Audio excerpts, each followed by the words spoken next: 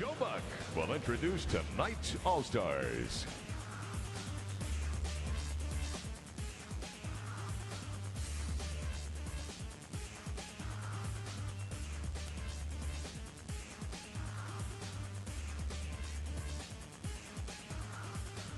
The coaches. From the Kansas City Royals, manager Tony Pena. From the Toronto Blue Jays, manager Carlos Tosca. And now the players. From the Anaheim Angels, pitcher Francisco Rodriguez. From the Baltimore Orioles, shortstop Miguel Tejada. From the Boston Red Sox, first baseman David Ortiz. And pitcher Curt Schilling. From the Chicago White Sox, pitcher Esteban Loaiza. From the Cleveland Indians, outfielder Matt Lawton.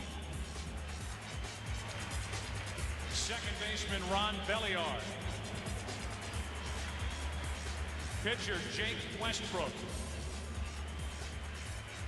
Catcher Victor Martinez. And pitcher CC Sabathia. From the Detroit Tigers, shortstop Carlos Guillen. From the Kansas City Royals, first baseman Ken Harvey.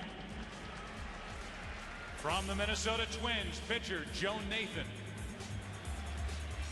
From the New York Yankees, outfielder Gary Sheffield. Pitcher Javier Vasquez. Pitcher Tom Gordon. Pitcher Mariano Rivera. Outfielder Hideki Matsui. From the Oakland Athletics, pitcher Tim Hudson. From the Tampa Bay Devil Rays, outfielder Carl Crawford. From the Texas Rangers, third baseman Hank Blaylock. Shortstop Michael Young. Pitcher Francisco Cordero. And pitcher Kenny Rogers. From the Toronto Blue Jays, pitcher Ted Lilly.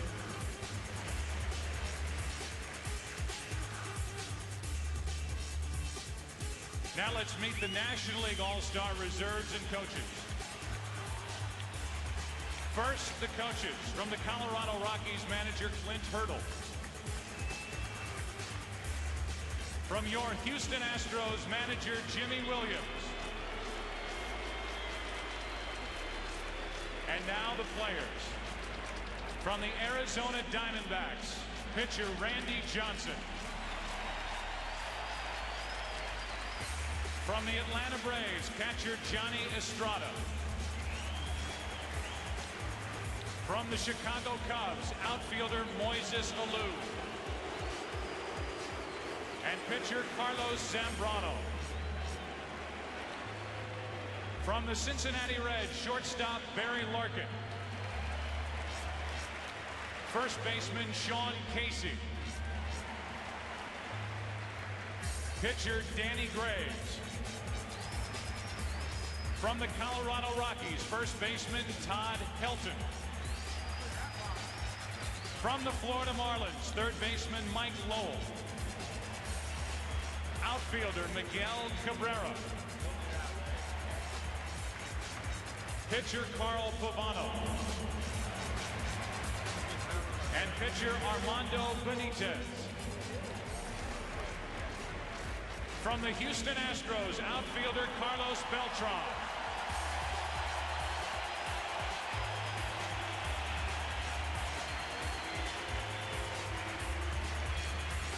From the Los Angeles Dodgers, catcher Paul Loduca. And pitcher Eric Gagne. From the Milwaukee Brewers, pitcher Ben Sheets. And pitcher Danny Cole. From the Montreal Expos, pitcher Livan Hernandez.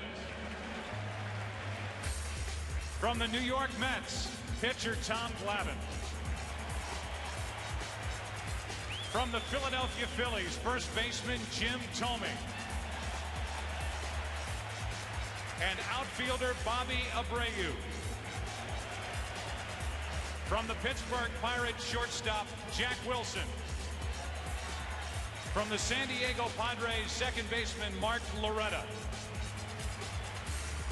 And from the San Francisco Giants, pitcher Jason Schmidt.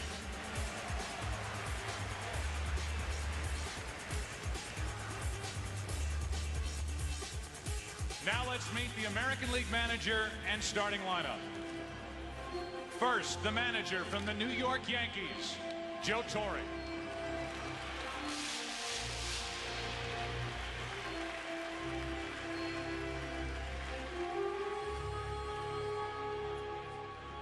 And now emerging from above the third base dugout, the starting lineup for the American League All-Star team. Leading off from the Seattle Mariners, center fielder Ichiro Suzuki.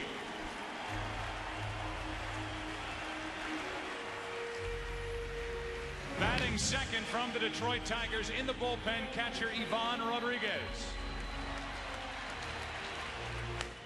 Batting third from the Anaheim Angels, right fielder Vladimir Guerrero.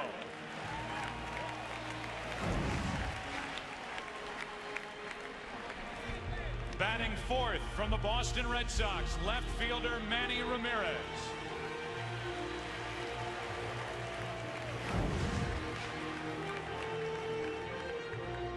Batting fifth from the New York Yankees, third baseman Alex Rodriguez.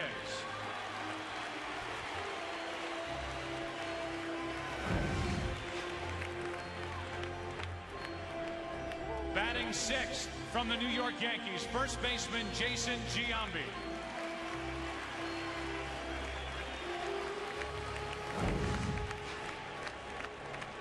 Batting seventh from the New York Yankees, shortstop Derek Jeter.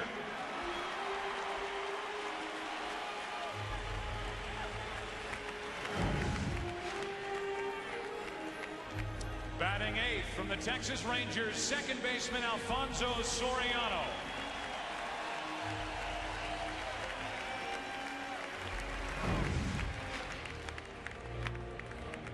And batting ninth and warming up in the bullpen from the Oakland A's, pitcher Mark Mulder. Ladies and gentlemen, your 2004 American League All-Stars.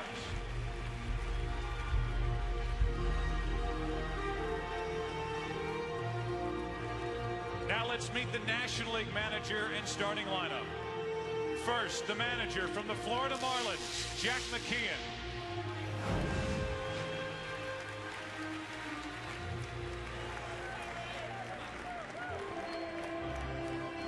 And now emerging from above the dugout, the starting lineup for the National League All-Star team.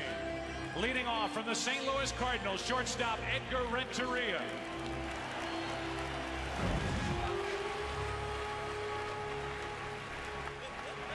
Batting second from the St. Louis Cardinals, first baseman Albert Pujols.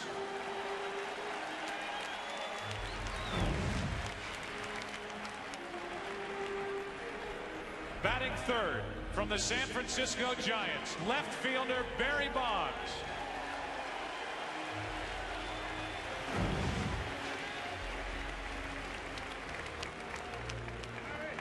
Batting fourth from the St. Louis Cardinals, third baseman Scott Rowland.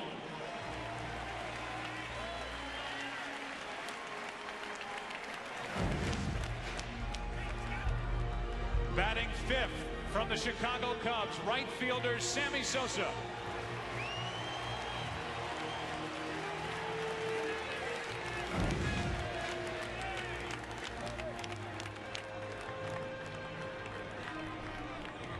Batting sixth from the New York Mets, catcher Mike Piazza.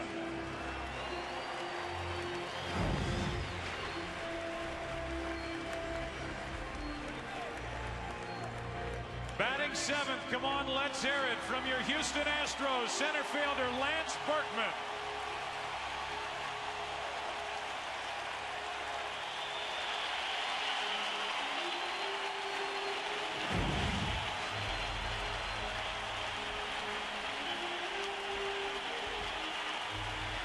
Batting eighth from your Houston Astros, second baseman Jeff Kent.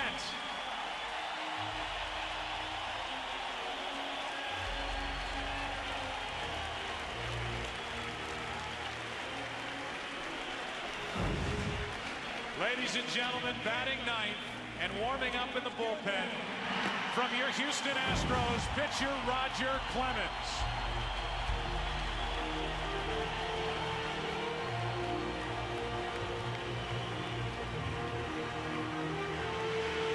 Ladies and gentlemen, your 2004 National League All-Stars.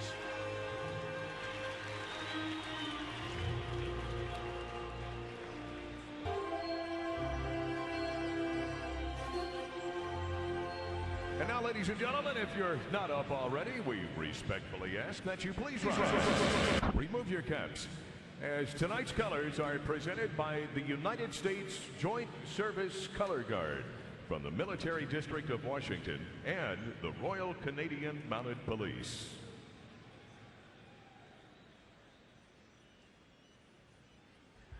And now, ladies and gentlemen, the Canadian Anthem as performed by Gord Downie. Oh, Canada, our home and native land, true patriot love in all our sons' command. With glowing hearts we see thee rise, the true north strong and free.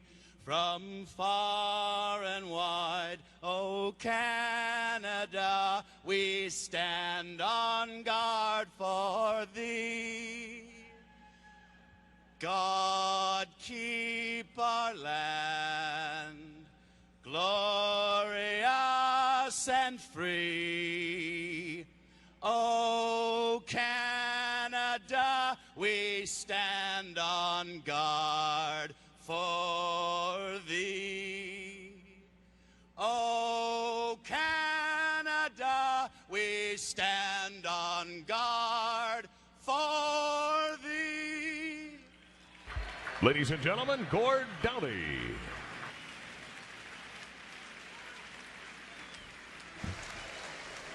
Gord Downie performing the Canadian National Anthem with the RCMP, the Royal Canadian Mounted Police, hoisting the colors for Canada. The U.S. National Anthem will be coming up next. We'll talk about some Canadian players, in fact, Rick, who are involved in this game. We talk about the international flavor. It's not just in South America, but Canada's putting some players in. When we talk about a Canadian player that it's great to have back, healthy once again, is Larry Walker. Not here at the All-Star game, but nonetheless, he's been here many times. Eric Gagne. Now we're going to have our national anthem, the U.S. National Anthem, with a combined service color guard.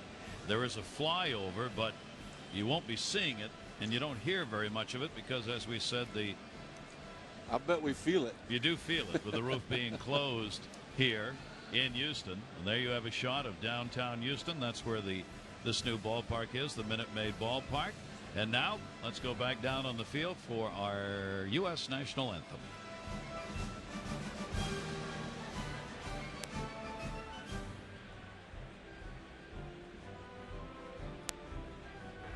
And now, ladies and gentlemen, we honor America with tonight's national anthem, performed by American Idol winner, Fantasia. Oh, say, can you see by the dawn's early light, which so proudly we hailed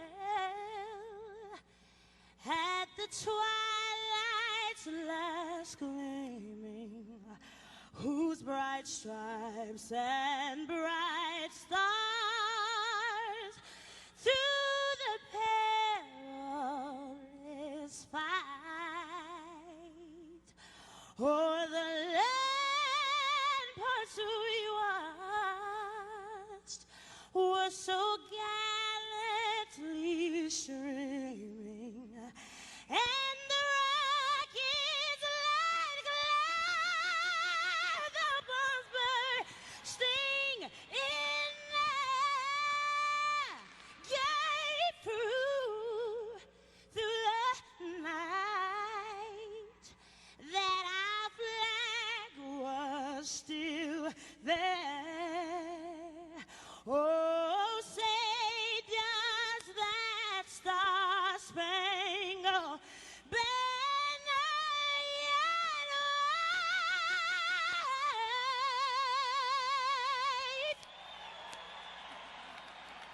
o'er the land of the free and the home of the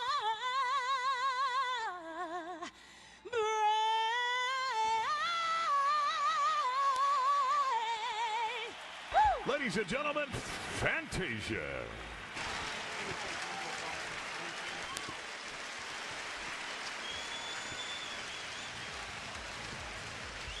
And now, ladies and gentlemen, for tonight's ceremonial first pitch, we are pleased to welcome to the mound two kids from the Boys and Girls Clubs of America, Jaime Caro and Jacob Hobbs.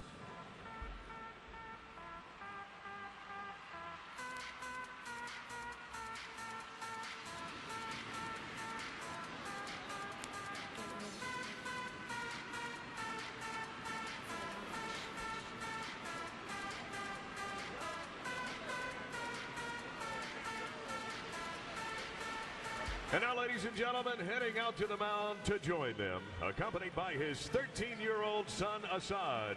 Please welcome the greatest of all time, Muhammad Ali.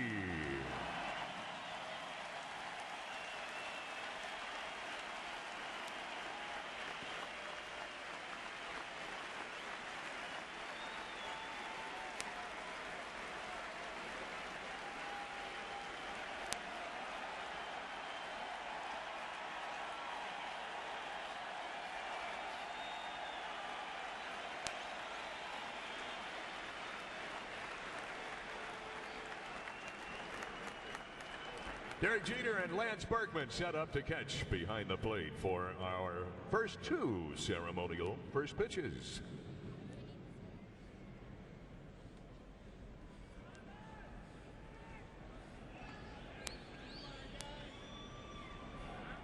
Both of them are strikes. Jaime Caro, Jacob Hobbs from the Boys and Girls Clubs of America, and Muhammad Ali.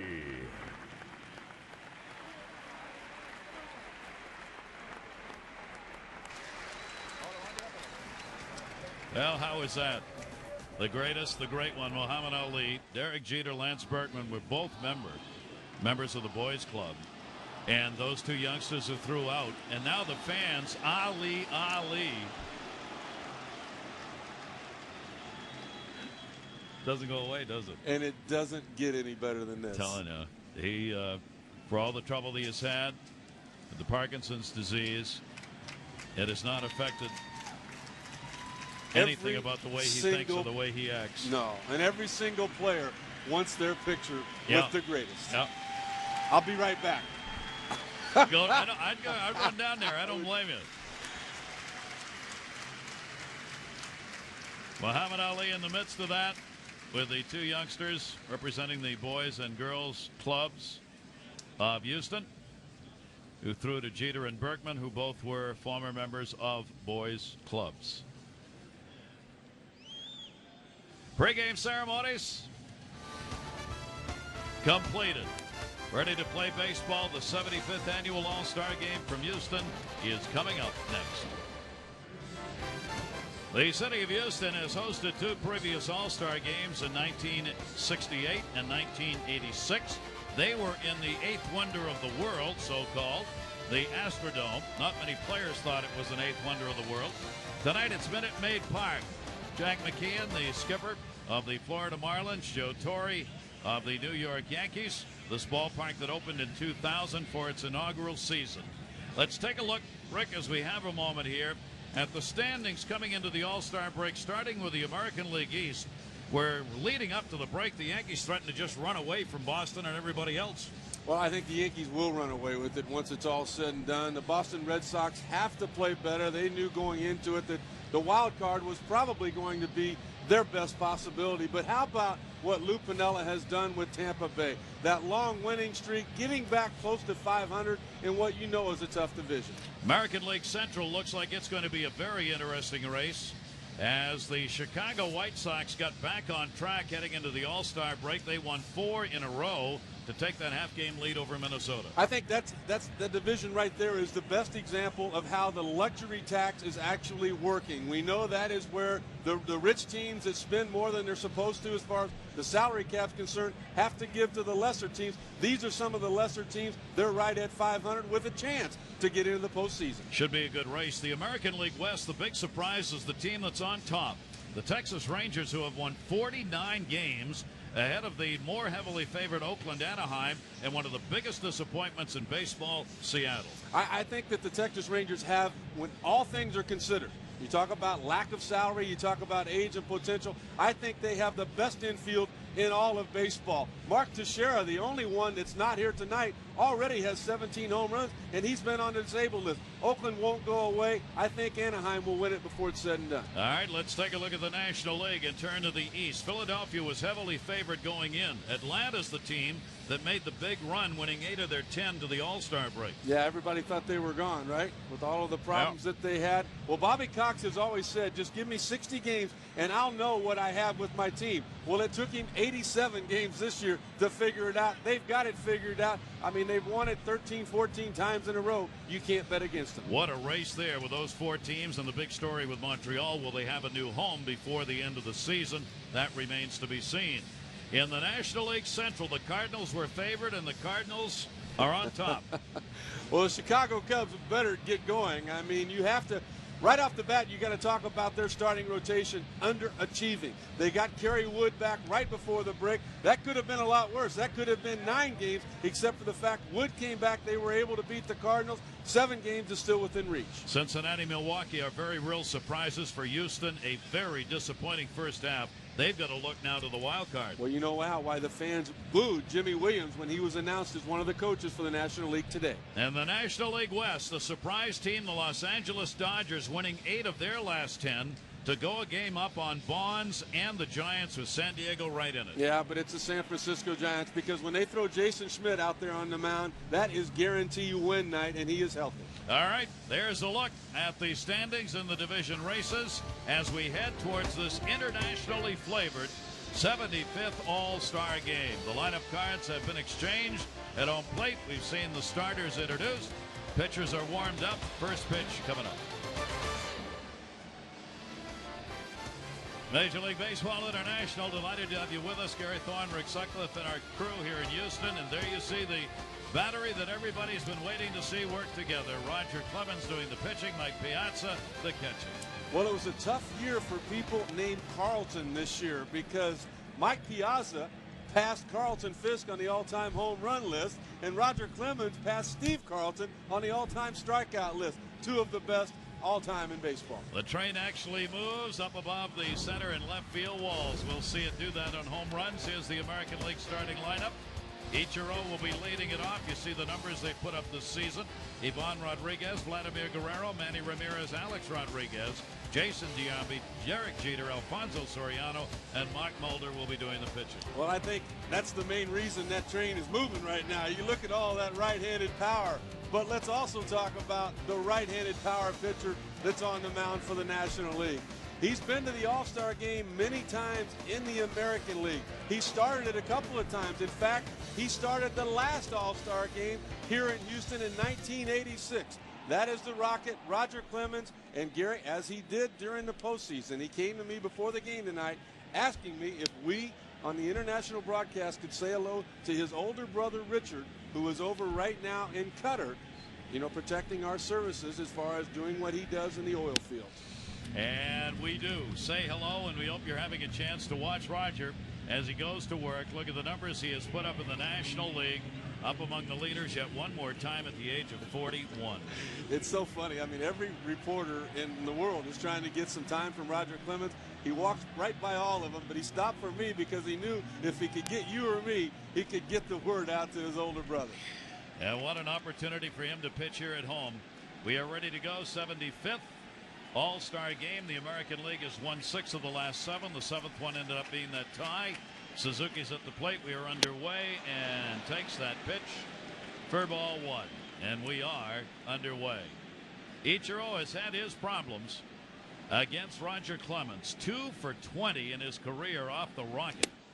He likes to slice that ball towards left field when given a chance, and he's got a 2-0 count. Shocked not to see that first pitch called strike one, because I mentioned being on stage with Roger Clemens singing. So was home plate umpire Ed Montague last night. That didn't work. That one hit in the air, deep to right field into the corner. Sosa going over, reaching up. Cannot get it off the top of the wall. That ball is in play, and it is a double. Ichiro's third hit in 21 at-bats off Clemens as an opening two-bagger. Little different story here tonight, though. I mean, you just turn that intensity up even more than you do during a regular season game. And what a talent Ichiro Suzuki has proven to be. 4 straight years now to start his career, he has started in the All-Star game. The only guy to ever have done that, the great Joe DiMaggio, who did it 7 times. And he's now on at second base to kick the ball game off. And now the major league leader average is at the plate. What a spot to have. Pudge Rodriguez hitting second. Takes the breaking ball outside. As Rick mentioned, a .369 out of this world batting average. That is the leader. The American League and the majors, 10th in RBIs and 6th in slugging. And he's got an RBI chance right here. Fouls that one off at the plate. 1-1.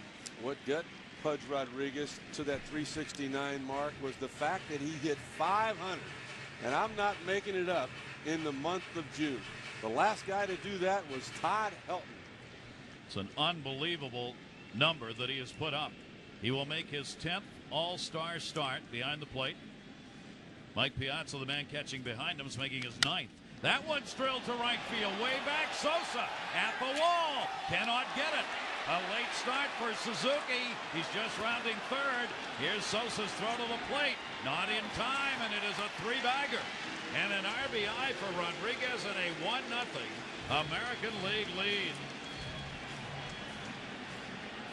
Clemens has thrown just 6 pitches, and a double and triple have been the result. Well, you have to tip your hat to Pudge Rodriguez here. Even in the All-Star game, where everybody wants to be the MVP with a man on second and nobody out, he's thinking about advancing that runner. Well, he was able to do it. He hit behind the runner, and he almost hit that baseball out of the park. 2 that have almost left the yard against Clemens here to start the game. Now Guerrero, a chopper runner, will hold. Clemens will make the flip over the first base and get Guerrero for the first out. Rodriguez with the RBI stays on at third base. Let's take a look defensively with Barry Bonds making the start in left field. In the middle will be the hometown man, Lance Berkman. Center field, Sammy Sosa's already been busy out there in right field trying to chase him down. He's tired. Scott Rowland, one of the game's best third basemen in a long time. Renteria at short. Hometown, Houston Astros, Jeff Kent will make the start at second base. And of the St. Louis Cardinals, Pujols is around at first. Mike Piazza's the man working behind the plate as he takes that strike. Piazza from the New York Mets, as he and Rodriguez continue their string of starts, with Roger Clemens making the start on the mound for the National League. Ramirez batting in the cleanup spot, runner at third base. 1 strike count and 1 down. RBI chance for him as he fouls it off. You know, we noticed the velocity down a little bit for the Rocket. He threw 8 innings in the ball game on Saturday for Houston. So pitching on 1 day's short rest. And, you know, we have seen the numbers throughout the postseason. When you try to do that, particularly with a power pitcher, it's normally not successful. Well, the Rockets struggling tonight. Ichiro scored the run. Rodriguez got the RBI. And now Ramirez has got an RBI chance. Ramirez has 3 career home runs off the Rocket Roger Clemens. He's 9 for 50. Clemens wants a timeout here, and Ramirez will back out. Ramirez comes into the All-Star break 4th in average in the American League. He leads it in home runs with 26, and he is 3rd, tied for 2nd in RBIs with 77, only 1 behind the leader. So you talk about Triple Crown chances at the All-Star break. There's nobody in a better position in either league right now than the man who's at the plate, Manny Ramirez. 0-2 count. And he drills it to left field. That's back near the wall. Goodbye, home run. Ramirez with a 2-run homer. And the American League has jumped on Clemens for a double, triple, and homer, and a 3-0 lead. Yeah, they are just a single shy of the cycle here, and they've only gone through 4 hitters. That's an 0-2 pitch. I mean, very seldom do you see a guy get a base hit in that count against Roger Clemens, let alone hit the ball with the authority that Manny Ramirez is. But we know offensively, Manny's not normal. Wow. I mean, they are just tagging the baseball here for Manny Ramirez. That is going to be his first All-Star home run. And Ramirez, an 8-time selector, drills it. And you notice Rogers shook off Mike Piazza several times before getting to that pitch. He wanted to throw the slider in what we call the front door, throwing it to the inside corner to a right-handed hitter. He got it there, but you can't fool Manny Ramirez. Bases are empty now. 1-0 delivery swung on and missed by Rodriguez. Oh. Take a look at the location. Look where Piazza sets up, and look, it's a breaking ball. But you see Manny Ramirez staying right there, not giving an inch, and just by a couple of inches getting that ball out of the yard. 1-1 delivery is taken for a strike. So Roger Clemens, who came in with a 2.62 ERA, making the All-Star team 9 times. The American League against Ramirez of the Red Sox, where Clemens used to play. That one misses outside, and the Rockets really having a time of it here in the first inning. And Ramirez all smiles after clocking one down that left field line. This ballpark, as we said at the top, will surrender home runs. It is a hitter's yard. 2-2 delivery to A-Rod, taken outside, 3-2.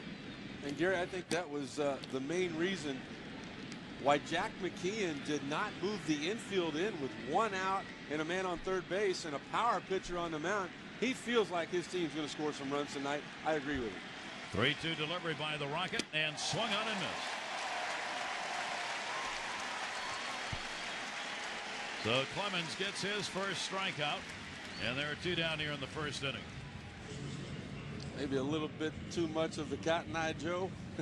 On the excitement, too, I asked Roger this morning about the adrenaline. He says it is really going to be a little tough in that department. As many times as I pitched, I know what to do and how to get ready, but this is home. Well, and he said, and I'm feeling that. His main strength, Gary, as you and I both well know, is focus. Yeah. And it's been hard for him to focus on pitching with all the other things, as you mentioned, going on. Ramirez touching him up for the 2 RBI homer, his 4th career home run off Roger Clemens.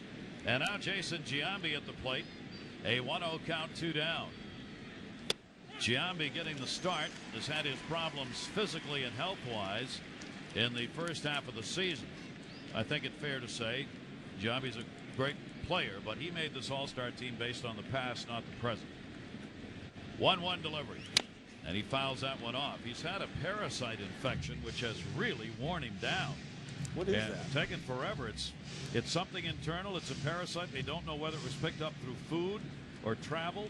2 players have had it. Joe Torre struggled a little bit with it on the Yankees, and they've had to go through antibiotic procedures, treatments, in order to get that parasite taken care of. 1-2. Joe said today he thought Giambi for the first time in a month looked like, looking into his eyes, that he actually felt good.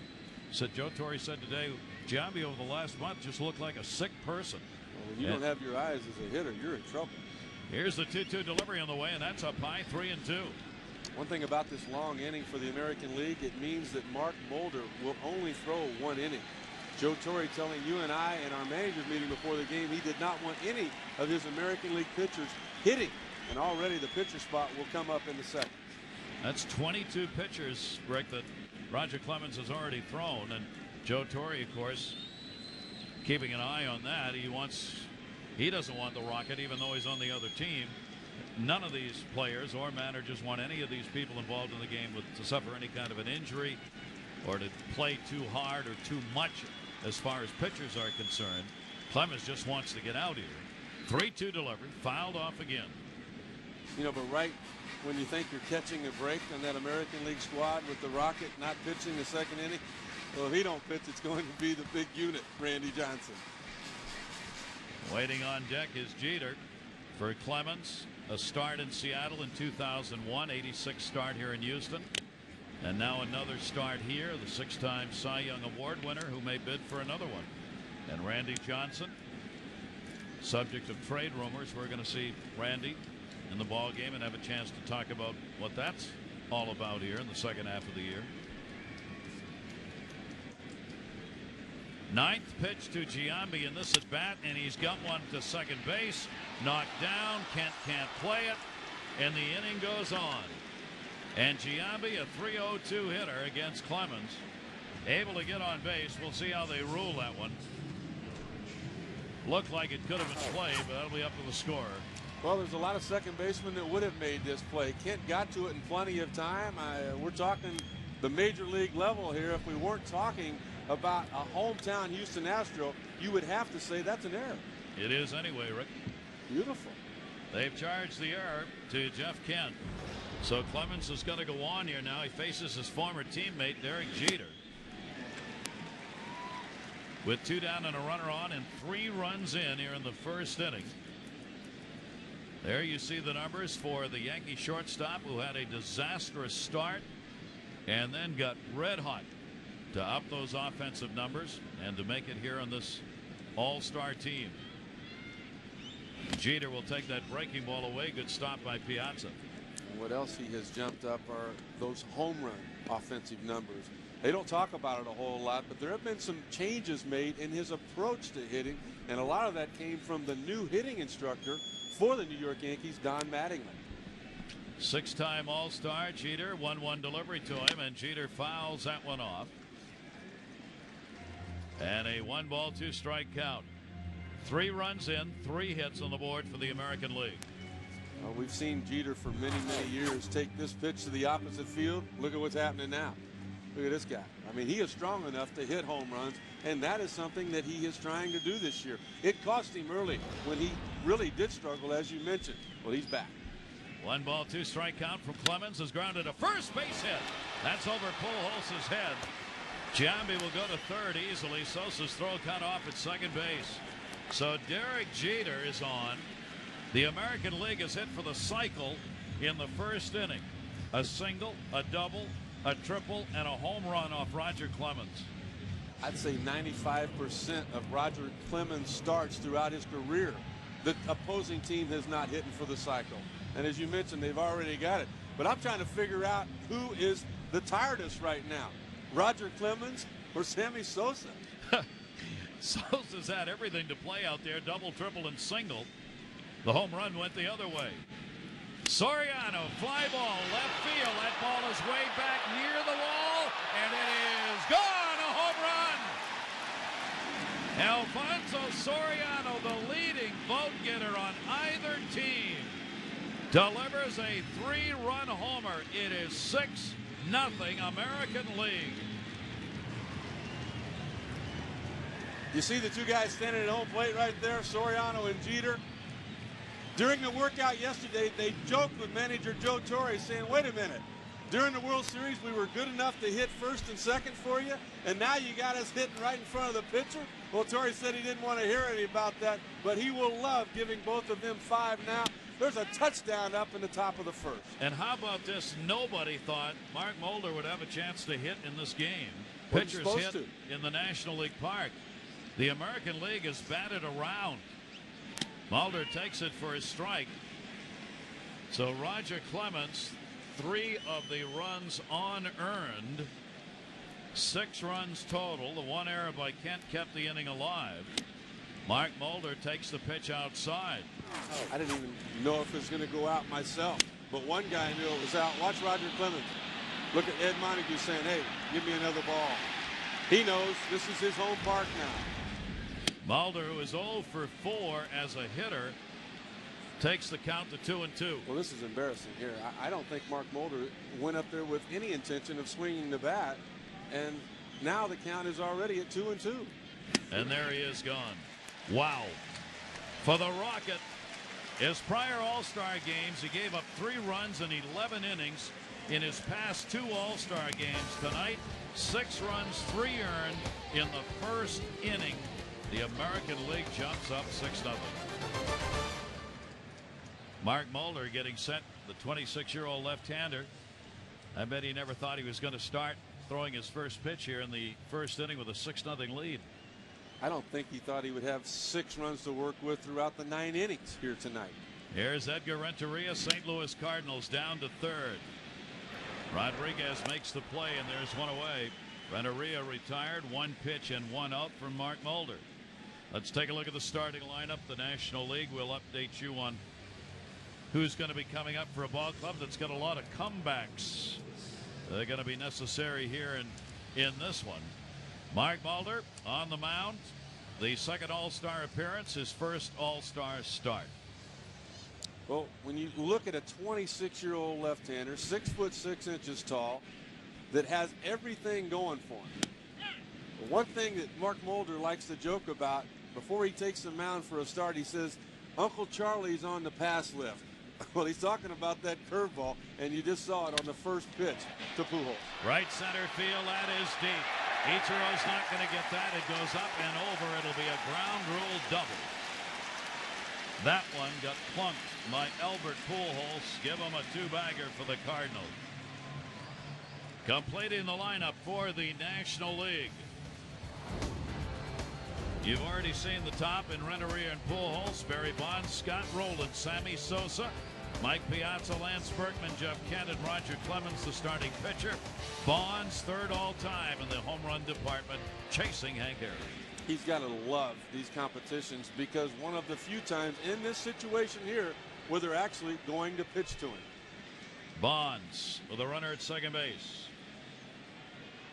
He has gone 7 for 14 with 3 home runs off Mark Mulder in his career.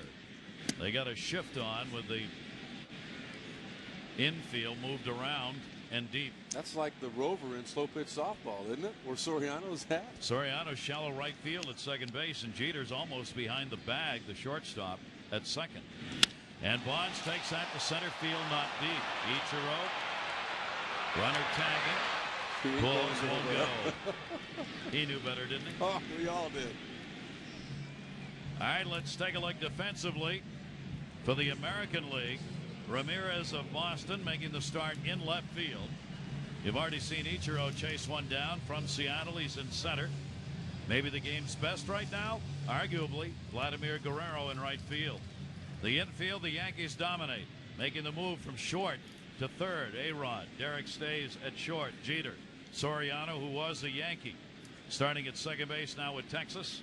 Giambiu is a Yankee at first. Delivery by Mark Mulder to Scott Rowland. You've got Rodriguez, Pudge Rodriguez behind the plate, and Mulder, of course, his battery mate. Scott Rowland. This ballpark can give up home runs, and if anyone can get him here, I would think Rowland's right there at the top. He can pull the ball. It is a short porch down to the Crawford seats, as they're called, in the left field line. But wouldn't you like to be Joe Torre? I mean, right at the beginning of this season, he gave up Soriano for Alex Rodriguez, and tonight he gets them both back. Not bad, huh? Got everything you dreamed of and more, and a 6-0 first inning lead. Well, Joe Torre has been to this All-Star game for the 6th time. He has managed and won 4 straight ball games for the American League. So, you know, it obviously starts with talent to begin with, and that man has that not only as a manager, but he played in 9 All-Star games. So a lot of ability there as well. There are the numbers for Rowland: 5th in average, 1st in RBIs, and 6th in slugging for the Cardinal team that has jumped on top in their division. 1 ball, 2 strike count, and he's a Gold Glover at third base. Tony La Russa said when he acquired Scott Rowland, when the team did, he said, the thing that impressed me and surprised me the most, I did not realize what a genuinely great defensive ball player Scott Rowland is. He said, I would pay to watch him play defense every day. 2-2 hitting. So Rowland's on with 2 down here in the first inning. 1st and 2nd now occupied. Look at the numbers on the year for Mark Mulder. Just 18 starts, 12 wins, and the biggest reason to date why the Oakland A's once again are in the hunt in the American League West. The left-hander is a workhorse, as you see by the innings pitched. Albert Pujols a double at second base. Roland hit by a pitch is on at first. That'll bring Sammy Sosa up. Flash bulbs go off. Sosa's bat breaks. Fly to right field. Guerrero coming. Can't get to it. Pujols will score, and they got a run on the board. Guerrero was so deep he could not get in, and Sosa's got an RBI. Very seldom in a game like this do we talk about defense, but how big now is the error by Jeff Kent in the top of the first? If he makes that play, the inning was over, and Sosa would have represented the tying run. But instead, he does get the National League on the board. He extends the inning, and now Mike Piazza, the all-time home run leader as far as the catching position is concerned, comes to bat. Pretty amazing. That's Sosa's first RBI in an all-star game. Now Mike Piazza gets a chance. Talk about home run hitters. Way up high in the off-speed delivery. You know, it's funny, watching batting practice with the National League, Sosa and Piazza were in the same groups, and he said, Mike Piazza says, watch this, look at Sammy. And he said he's casting his hand. He said he's rolling over on everything. Sammy actually took a swing and missed to start the home run competition last night. So Mike Piazza, I mean, he's not a hitting coach, but obviously at some point could be a real good one. If he wants to be, you're absolutely right about that, Rick. And he just may do that. I mean, he's more of a student of the game, I think, than he gets credit for. Little underground camera that's located by the plate. 2-0 count. Piazza waiting. Mulder misses inside. Are we going to have a slugfest here before this thing's said and done? We know one thing. Jack McKeon told us before the game there will be no 3-0 take sign. We're at 3-0 right now. They don't even have any signs, he told us. No. Here's the 3-0 delivery. It's taken for a strike on the outside corner. Clemens just is not going to go after any pitch in that situation, even in an all-star game. That's not exactly what he wants. And that one did not. See what he gets here. 3-ball, 1-strike count. 2 on. Mike Piazza swings through that one. 3-2. That's a pretty nasty pitch right there by Mulder. A good, hard cut fastball when Mike Piazza was looking for the 4-seam straight one. Look where it starts out. Looked like it was going to start out in that same location, down and away on the knees, didn't it? Right here he has to commit, and you see he had committed. The hips went open. Look for Piazza now to make an adjustment. 3-2, 2 down, runners go. Off-speed pitch, a changeup got him.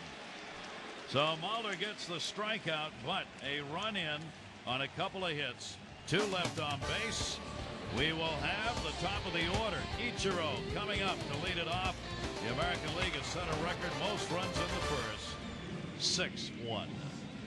Going to take you back to 1986, July 15. The Midsummer Classic was in Houston, but not in this ballpark. It was at the Astrodome. And Roger Clemens, Texas-born, starting pitcher, working with Boston at that time, struck out 5 in his first All-Star start, including Darryl Strawberry there. Fernando Valenzuela tied Carl Hubbell's 52-year record, striking out 5 in a row, but Clemens still won the MVP award. 1986 All-Star game in Houston.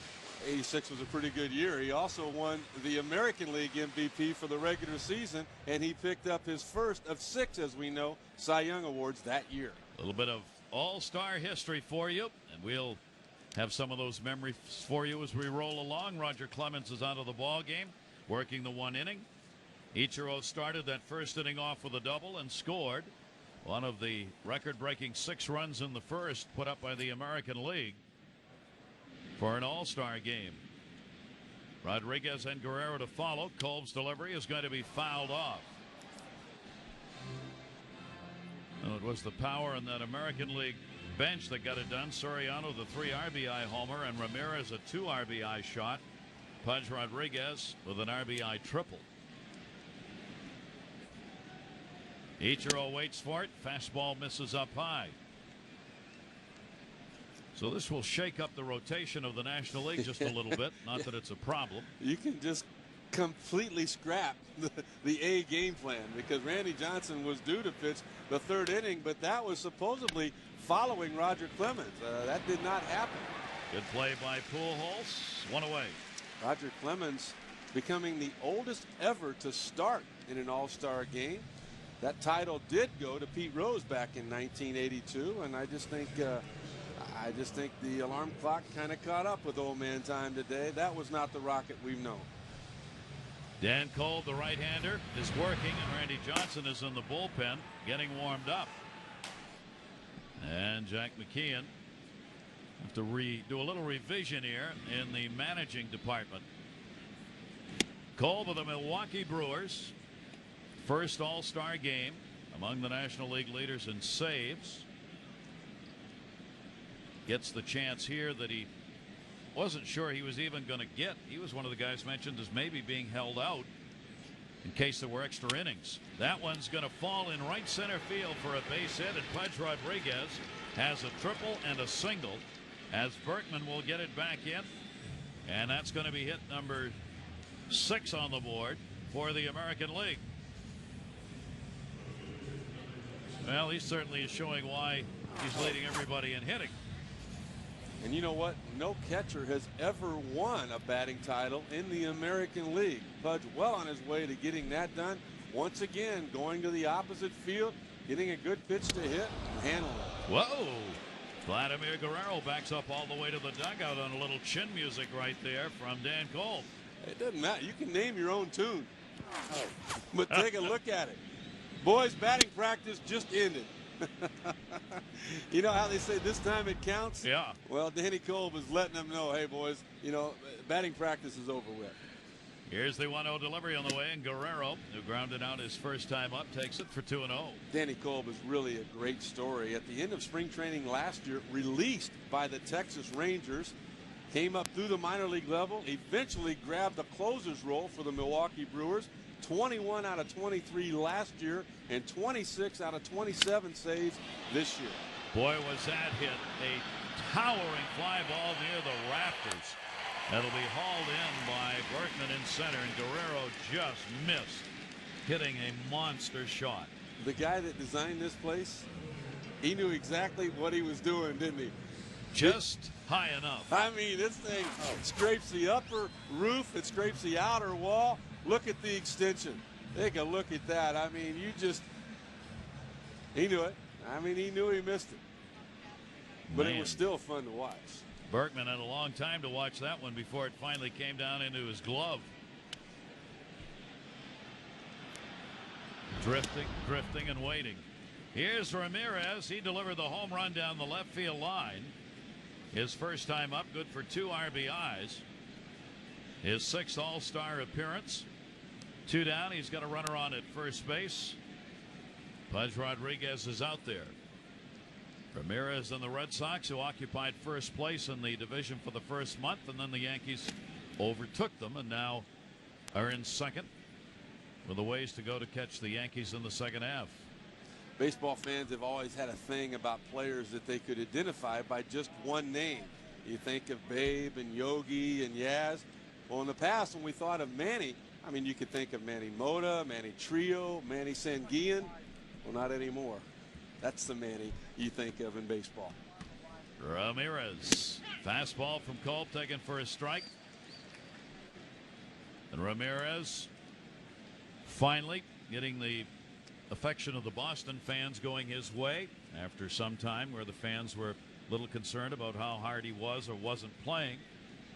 Finally willing to accept the fact he's just a very happy-go-lucky guy who loves to go out and smile most of the time and play the game. And sometimes you don't see a lot of that real deep intensity you see in some players, but you see the results. I think the Red Sox might have gotten his attention too over the winter when they put him on waivers. Yeah. Any team in baseball could have claimed him, and nobody did. And I'm sure the Red Sox are glad now that they didn't. But we are seeing a different Manny this year. 3-1. Renteria's got a force at second base. He goes there and gets Rodriguez. No runs, 1 hit, and a base runner left on. Lance Berkman, hometown hero and home run hitter, will lead it off when we come back.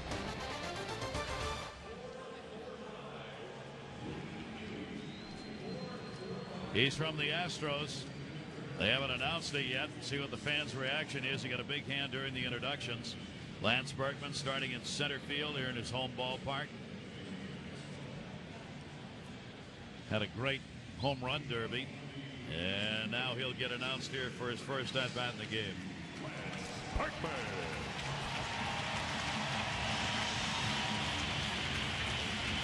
I would say that the baton has been passed. This once was Jeff Bagwell, Craig Biggio's team. I think Lance Berkman just took over tonight. Lance Berkman as excited as any of the All-Stars about the opportunity to play in this game. Mark Mulder stays on, having worked the first inning, giving up a run on 2 hits. Berkman takes the pitch for a strike. There you see the numbers, 9th in RBIs. He is 3rd in on-base percentage behind Bonds and Helton. That one's in the dirt from the left-hander. 1 ball, 1 strike count. I mean, Berkman has done it all. Texas is really not only home for baseball, but he went to college here at Rice, which is located right here in Houston. One of the best college hitters ever. Big cut and a wave on that one. 1 ball, 2 strike count on Lance Berkman.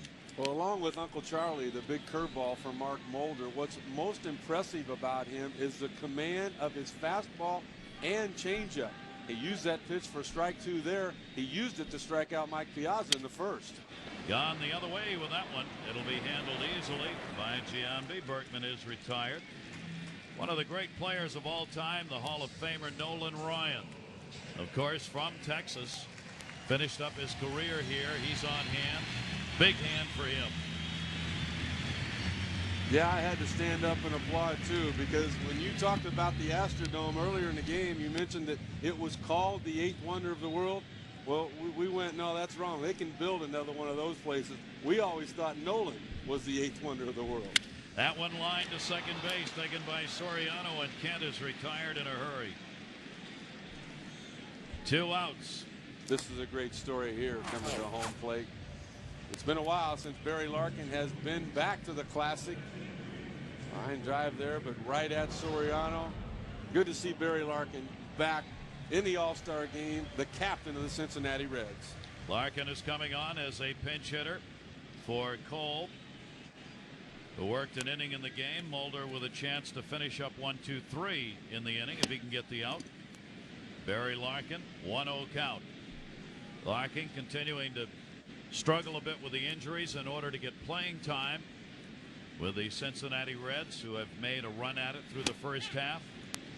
Larkin, 19 seasons with the Reds. It is the longest active streak with one team by any player. He's won 3 Gold Gloves and the '95 National League MVP. Larkin fouls it off, 1-2. Well, Gary, wouldn't you agree that he's to Cincinnati what Tony Gwynn was to the San Diego Padres, what George Brett was to the Kansas City Royals? Your foundation, right? Exactly. Just the one constant that those young kids coming up could always count on. 1 ball, 2 strike count Larkin. Mark Mulder of the A's, and it's fouled off again. We forget that Larkin was once a power guy. He was actually the first shortstop in Major League history to go 30-30, that being have 30 or more home runs along with the stolen bases. Tremendous career for him, and he may be one of those who stays in baseball afterwards. Slow roller. Rodriguez will cut it off. Larkin out by a step. Good job, Mark Mulder. Retires the side in order, and a couple of good innings there. But the American League has jumped out to a 6-1 lead in this game.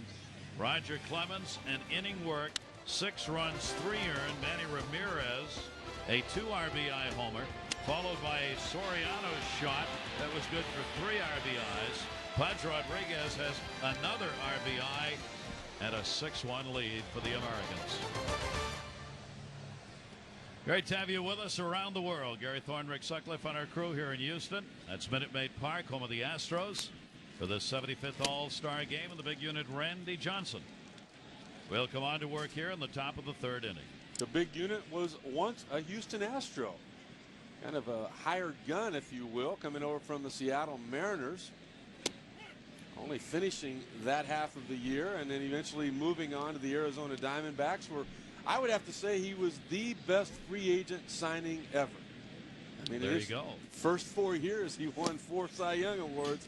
I don't know how you get any better than that. Not bad, huh? Randy Johnson, 10th All-Star appearance, and works here to Alex Rodriguez, Giambi and Jeter to follow.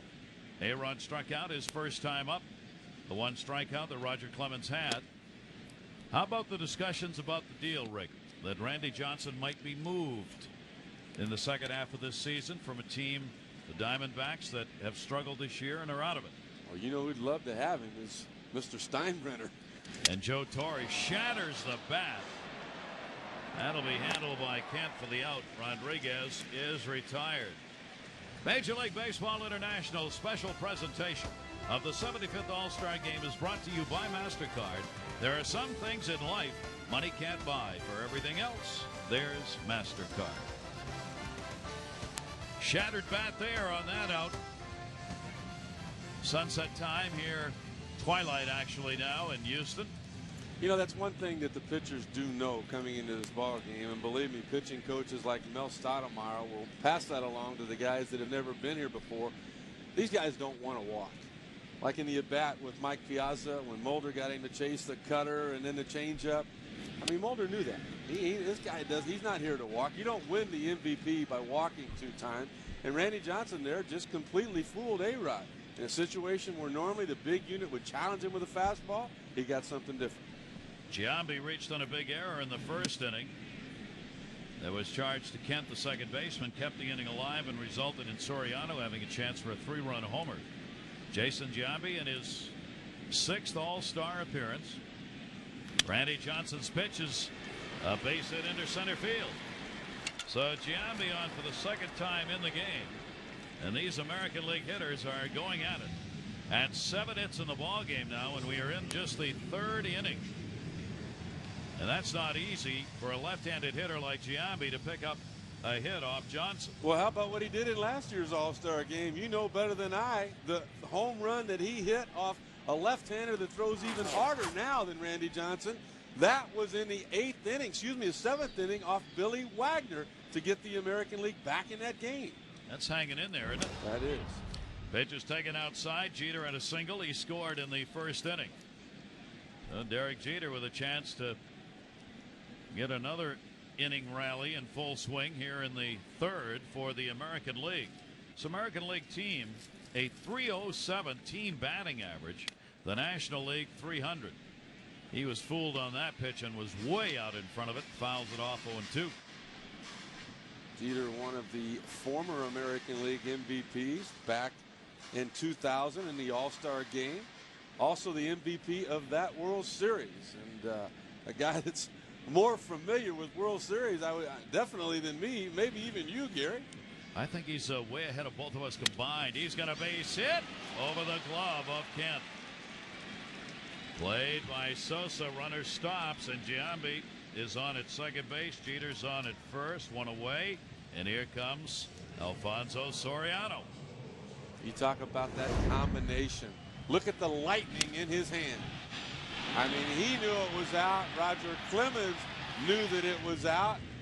There is also lightning in those legs. And you know what? That same ball that was hit there by Derek Jeter, well, if Soriano would have been at second base, it would have been caught, possibly an inning double play. I mean, this guy is just the whole package.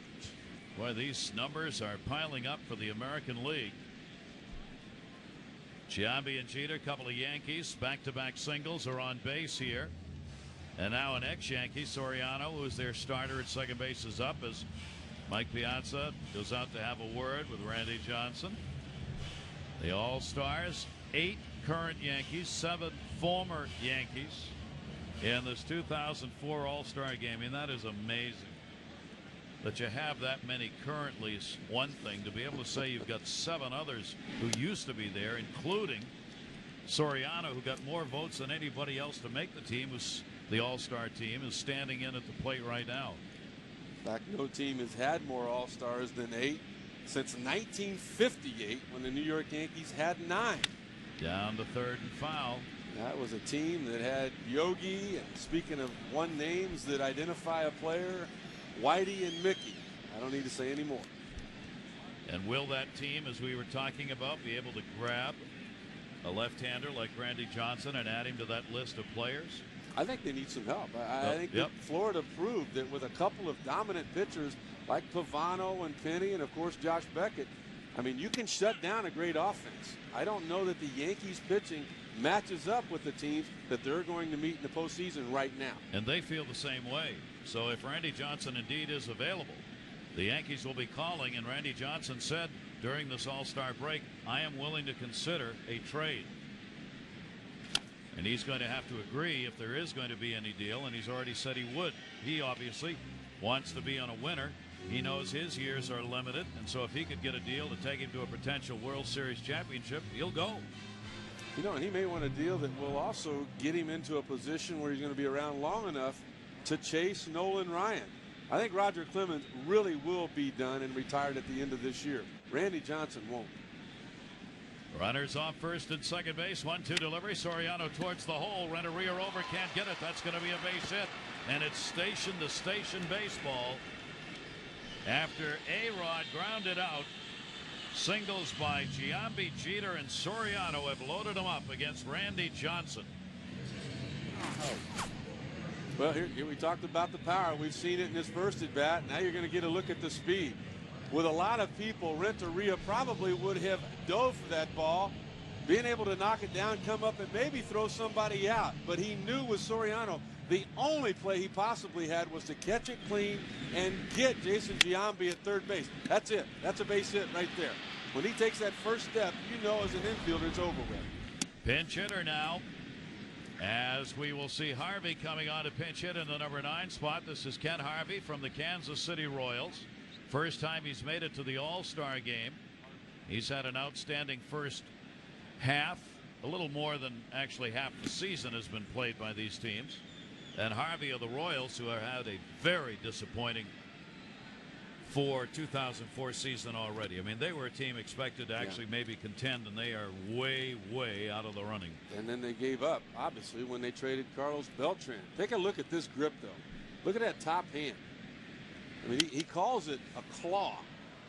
I mean, it basically is non-existent. He is completely hitting with his bottom hand, which is the left hand. Look at that. I mean, he just sets it on top of his left hand. Just it's kind of, you know, all he does, he says, I just kind of use it right at the end to buggy whip that bat, as good hitters talk about. I mean, he's doing everything else with that bottom hand. I don't know that I've ever seen a hitter do that. But you know what I think is great about the All-Star game for the kids around the world watching is you get an opportunity to see all of these different styles. Now, it all begins with fundamentals. You have to have the basic fundamental. To pitch a baseball, you got to get your foot down. To hit it, you got to get that front foot down. But there's a lot of different styles that kids watching this game can possibly incorporate and put to good use. And obviously they've been successful for these hitters. Not that time. Strikeout. Harvey down. Oh, it's got to be exciting for him to just be in that ball game. And you can take a look at the swing. I mean, that's not the look of a guy with 2 strikes trying to put it in play. And I don't blame him. He knows he's here because he plays for the Kansas City Royals. He would not be an all-star if he played for the Yankees or Boston or what have you. Get up there and don't get cheated. Well, he's having quite a day at the plate here. Ichiro's back. It's his 3rd time up. We're in the 3rd inning. Bases loaded. Now there are 2 down. He fights that one off. He had a double and scored in the 1st inning. Grounded out his last time up. They talk about maybe if you're lucky you get 4 at bats. He's going to get 3 in the first 3 innings. You see the numbers he has put up after what was already a tremendous career in his home country. Randy Johnson's pitch is a strike on the inside corner, and he knew it as he backed away on that one. It's 0-2. Giambi had a single. Jeter followed with a single. And then Soriano did the same to load the bases here in the 3rd. But now there are 2 down. 0-2 pitch is taken inside and low. Ed Montague, the home plate umpire, the veteran working the plate. 6 umpires for this 75th All-Star game. A couple of players who greatly respect one another. Ichiro Matsui getting a chance to watch one another play here, as they do in the American League. A little chopper to first base. Balls with a flip. Randy Johnson gets over there, and they get the out. No runs on 3 hits. The bases are left loaded. But again, pitchers working hard. 25 pitch inning. American lead it 6-1. Where can you find the latest stats and participate in live chats? At MLB.com. It's a place for live game audio and video, highlights, player profiles, historic fact shopping, and updated scores. Click on to loads of information on all 30 Major League teams, baseball items online, and you can even email. That's MLB.com. A 6-1 lead for the American League, who opened up with a big rock here. Joe Torre's club with 6 runs on 9 hits. The National League a run on 2 hits so far in the ball game, and Esteban Loaiza, the right-hander,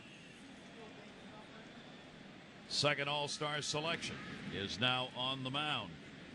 And the leadoff batter, Edgar Renteria, takes a strike from Loaiza. We remember Loaiza from last year's All-Star game when he was selected to start in his home ballpark in Chicago for the American League. 2 scoreless innings, 1 strikeout.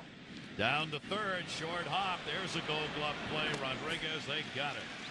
Fine play at third, and Edgar Renteria is retired. Guy who has seen a lot of that. Mariano Rivera joining us here. Mariano, first, thanks of all for being with us. Did you ever believe you were going to jump on Roger Clemens for 6 runs in the first inning of an All-Star game?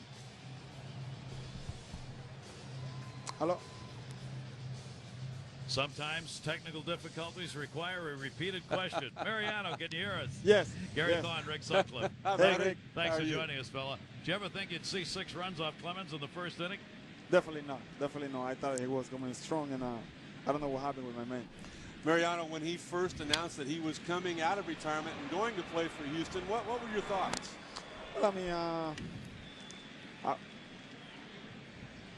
I would do the same thing. An opportunity to play at home, sure.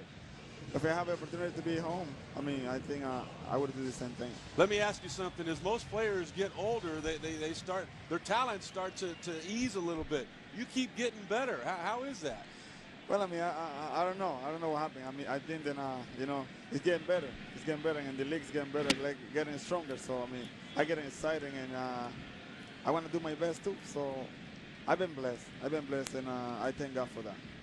Mariano, we're watching Bonds at the plate. You got any secrets from a pitcher's perspective on how you work this guy? I would say good luck, buddy. Good response. 2-0 delivery by Loaiza. You'd probably rather be watching this confrontation than out on the mound right now? Yes. Would you like to say something to your fans who are back home? We know we've got a lot of people watching who really have idolized you for the job you've done with the Yankees. In your native language?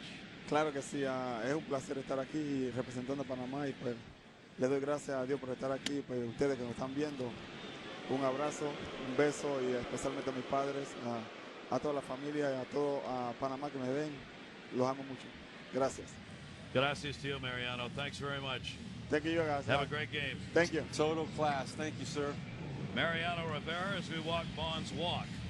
Oh my! Barry Bonds draws yet another walk, even in an all-star game. Esteban Loaiza, and Loaiza drew the boos as Bonds went down to first base. Here is Scott Rowland, 2 down. Rowland on a breaking ball, strike 1. That cut fastball has what really brought Esteban Loaiza back. A lot of people had given up on him. The White Sox gave him an opportunity last year. He took advantage of that, but he added that cut fastball to what he already had. Always a guy with good control, but at times, Gary, his control was too good. He was wild in the strike zone. This cut fastball is a pitch that looks like it's going to end up in the strike zone, but that late movement takes it away from a right-handed hitter. It has made him a big success. Strike taken on the outside corner by Rowland with a fastball. Well, what happens after you start him with the cut fastball? You look for it away. You say, all right, I'm gonna let that go. And then what happens? He throws the straight one. Scott Rowland again looks at that breaking ball down and away. Loaiza ended up last year 21-9. Led the American League in strikeouts, 207, first year with the White Sox. And ended up second to Roy Halladay in the voting for the Cy Young in the American League. 2-2 delivery on the way, and Rowland chops that one, 9-ironed it foul. He's one of the reasons, along with the recent acquisition of Freddie Garcia, that I think the Chicago White Sox and Ozzie Guillen, their new young manager, have to be favored in that American League Central. Kurt Schilling with Boston. They got him, of course, hoping Don Mattingly standing next to him there. Loaiza, 32 years old. He's got 2 down. Runner on at first base, Bonds, and Rolen at a 2-ball, 2-strike count. And Rolen fouls that one back. He's trying to crank one down that left field line. Don't you think that Kurt Schilling is trying to crank some information out of the Yankees hitting coach Don Mattingly there? Hey, what is it you're working with Jeter on now? He's pulling the ball, I noticed. Anything in particular? No. Mattingly's smart enough to figure that That's out. Mattingly's response. Yeah. 2-2, just missed inside. And if he tells him anything, you know he's going to tell him wrong. That's right. Schilling, whether or not he'll get work in this game is questionable, and not likely. He's just going to watch.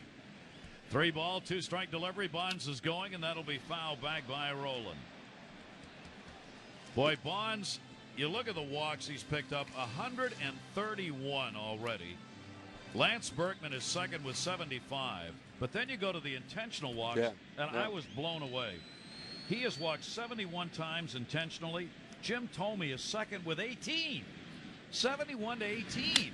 Roland's got a base hit into left field. Well, that's why I say, Gary, a lot of people say right now with 80 RBIs on the year, hitting 339, Rolen is favored for the National League MVP. No, he's not.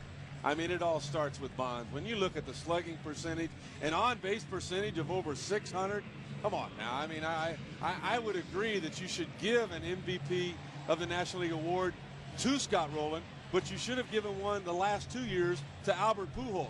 Anybody that finishes second should get something because Bonds is in a league of his own. Yep. Well, 2 on. Let's see whether Sammy Sosa can make this game close. He's got 1 RBI already with a base hit in the first inning. Loaiza's pitch to him is fouled back off Pudge Rodriguez for strike 1. I can see exactly what Mike Piazza was talking about. How Sammy's just casting those hands out instead of, as he does when he's hot, staying inside of it. See how he's throwing that top hand out instead of pulling that bottom hand through as we've seen him when he's hot. I asked Mike Piazza, are you going to talk to him about that? He says, nah, in a couple of weeks we have to face him again. Let him find out on his own, right? Exactly. Big at bat here for Sammy Sosa with a big chance to put this ball game much tighter. He's got 2 home runs off Loaiza in his career. He's 6 for 16 off the right-hander. He used to be with the Pittsburgh Pirates. Sammy Sosa takes a strike on the inside corner. Whatever that was, it fooled him.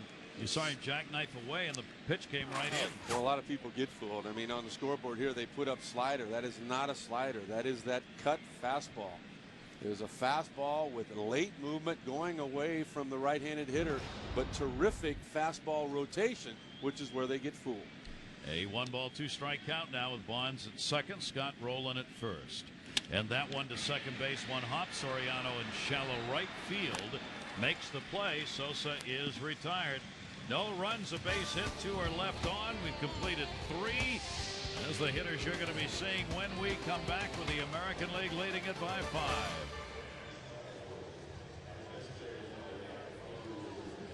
Some of the memories of previous All-Star games and the players who made them. Ted Williams said the All-Star game was made for Willie Mays. 24 All-Star games. Ties for the record with Stan Musial and Hank Aaron, the most played in. He scored 20 runs in 24 games. The lead in stolen bases with 6 in All-Star games and 3 All-Star home runs. And defensively, Willie Mays made plays like these, if not regular, at least expected. The say-hey kid, the greatest baseball player all around who ever lived? In my opinion, for whatever that's worth, not the greatest offensive player, because that title belongs to him. I don't think anybody would argue with what Barry's done the last 4 or 5 years. But all around, I mean, I never had an opportunity to see Willie Mays play in person, but when you talk to people, when you talk to Barry Bonds, he still says Willie Mays was the best all around. And they, of course, are godfather, godson, Willie Mays and Barry Bonds. Zambrano on to go to work here in the 4th inning, the American League. Pudge Rodriguez at the plate. Carlos Zambrano's fastball swung and a miss. Rodriguez already has had a triple and a single, an RBI, and a run scored. Pretty good start already. Don't get close to that leg. Well, see that follow through? I mean, that's just power. I mean, to me, that leg coming through is kind of like what you do with your arm after you release the baseball. You have to give it, somewhere to go to slow down. And that's why they talk about the follow through being so important. You follow through with your arm, and Zambrano also does. This is part of that style we talked about with that back leg. From the Chicago Cubs, Zambrano can't get to that one. Renteria charging, picked up, rolling. Oh my! Wow. That's why he is a Gold Glove third baseman. Took that right out of Renteria's glove, and only he was going to get that out. You can't believe how far he goes on this play. First of all, we'll take a look at the pitch. Good, hard, sinking fastball. There's the follow through. I mean, look how close the pitcher Zambrano came to getting that ball. Now look where Roland comes from. Look at the stride. Look at how quick he goes down and gets it. Look at the exchange. Look at the velocity on the throw. Look at the location of the throw. He is a treat to watch. That one's going to be fisted to Pujols in foul territory. And Guerrero's 0 for 3 already in the game. And Zambrano quickly retires the first two he faces here in the fourth inning. Well, the first two he's faced with two shattered bats. Look at this. Look at where all of a sudden Renteria comes in there. Look at him. He thinks he's the only one that has a chance to make that play. And you know what? With any other third baseman, Renteria would have been right. Wow. That is a great play. The managers both want to get as many of the players into the lineup as they can. So Joe Torre is going to take one Boston player out, Manny Ramirez, who had a home run and hit into a fielder's choice, and give David Ortiz, another one of these sluggers from Boston, an opportunity to get into the lineup here. Ortiz coming on as a pinch hitter with 2 down and nobody on. The 28-year-old David Ortiz, his first All-Star appearance. And I'll bet you anything, Manny Ramirez went to Joe Torre and said, hey, let my good buddy go up there and take one of my at-bats. And here he is, and Zambrano, and that one just got away from him outside, ball 1. And if Manny Ramirez would have been in the batter's box there, being on the right side, where would that have hit him at? Couldn't have. He'd have to back up in a hurry in order to have gotten to it. Here's the 1-0 delivery. Ortiz thought about it, stays away. A 2-ball count. Ortiz can swing the bat. I mean, he is a power hitter, and he is one of the most aggressive hitters in all of baseball when it comes to going after it. Fouls that back. Go ahead and get aggressive. Yep. Try to do something with Carlos Zambrano. Take a look at the swing from down underneath. He knows at 2-0 he's going to get a fastball. He's looking fastball, but what happened? He can't do anything with it because of the velocity and late movement from Carlos Zambrano. This guy is legit. Yeah. Zambrano off speed breaking ball. That's pretty nasty. Didn't go around on it. David Ortiz leads the league, American League in RBIs with 78.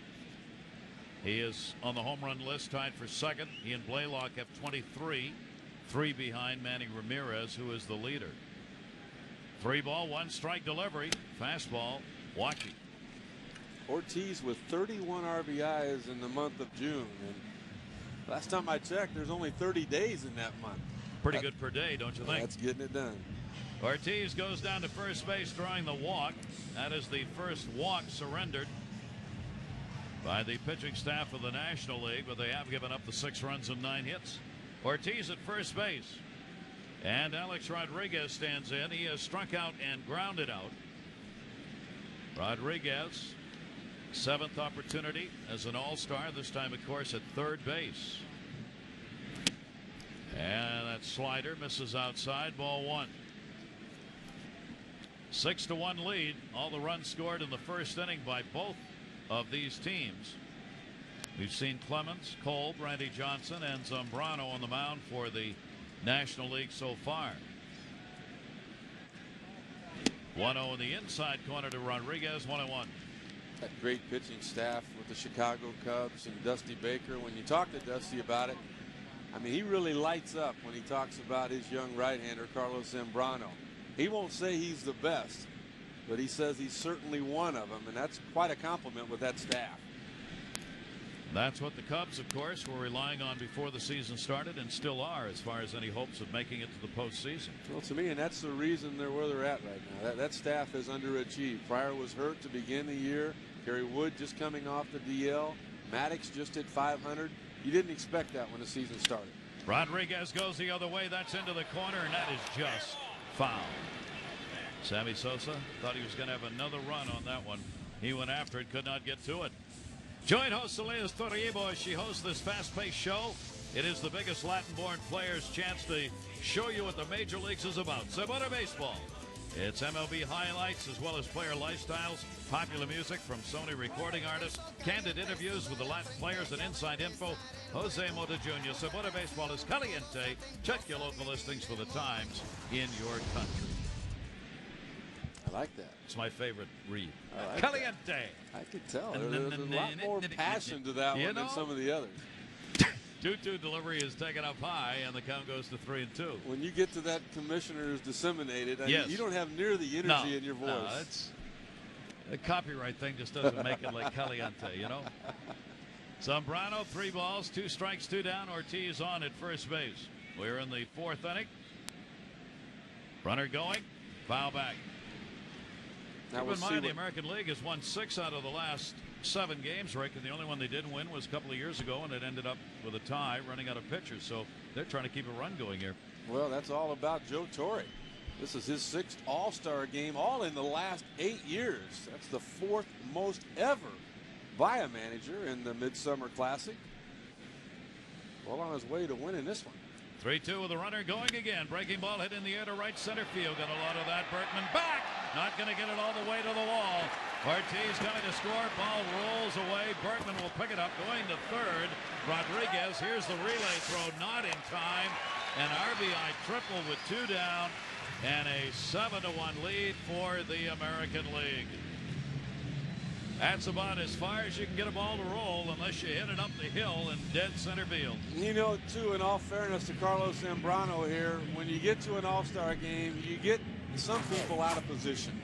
And Berkman normally would be a first baseman. They got a guy here named Jeff Bagwell. We look at the replay, breaking ball up and out over the plate. Look at the strength in the arms of Alex Rodriguez. Those hips had already gone. That was all arm strength that put that ball out there in center field. Here is Carl Crawford, who was a pinch hitter for Giambi. Giambi reached on an error and singled. So you see the jump right there, or should I say lack of jump by Berkman. If that was Ichiro in center field, he would have already had 2 steps and had that probably caught in his back pocket. Chance for Crawford now with 2 down, runner on at first base. Credit A-Rod with the RBI. That is the 2nd triple the American League has in the game, and they've both been by the Rodriguez duo. Pudge Rodriguez in the 1st inning, A-Rod here in the 4th inning. And Crawford will foul that one off at the plate. Zambrano trying to work his way out of the inning here. Crawford, first time to the All-Star game. He's one of the youngsters, only 22 years old. Batting .304, 34 RBIs so far. Tampa Bay team that has put on a pretty good run, a surprise run in the American League. 1 ball, 2 strike count. A-Rod off third base, and he fouls that one back. Crawford can fly 38 stolen bases. He is one of the fastest base runners that we have in the game today, and Tampa Bay's used that. He leads the American League in stolen bases. 1-2 delivery to Crawford, tried to slash it and missed. Zambrano gets the strikeout, but another RBI added here in the 4th inning of Carlos Zambrano, and the American League extends their lead to 7-1.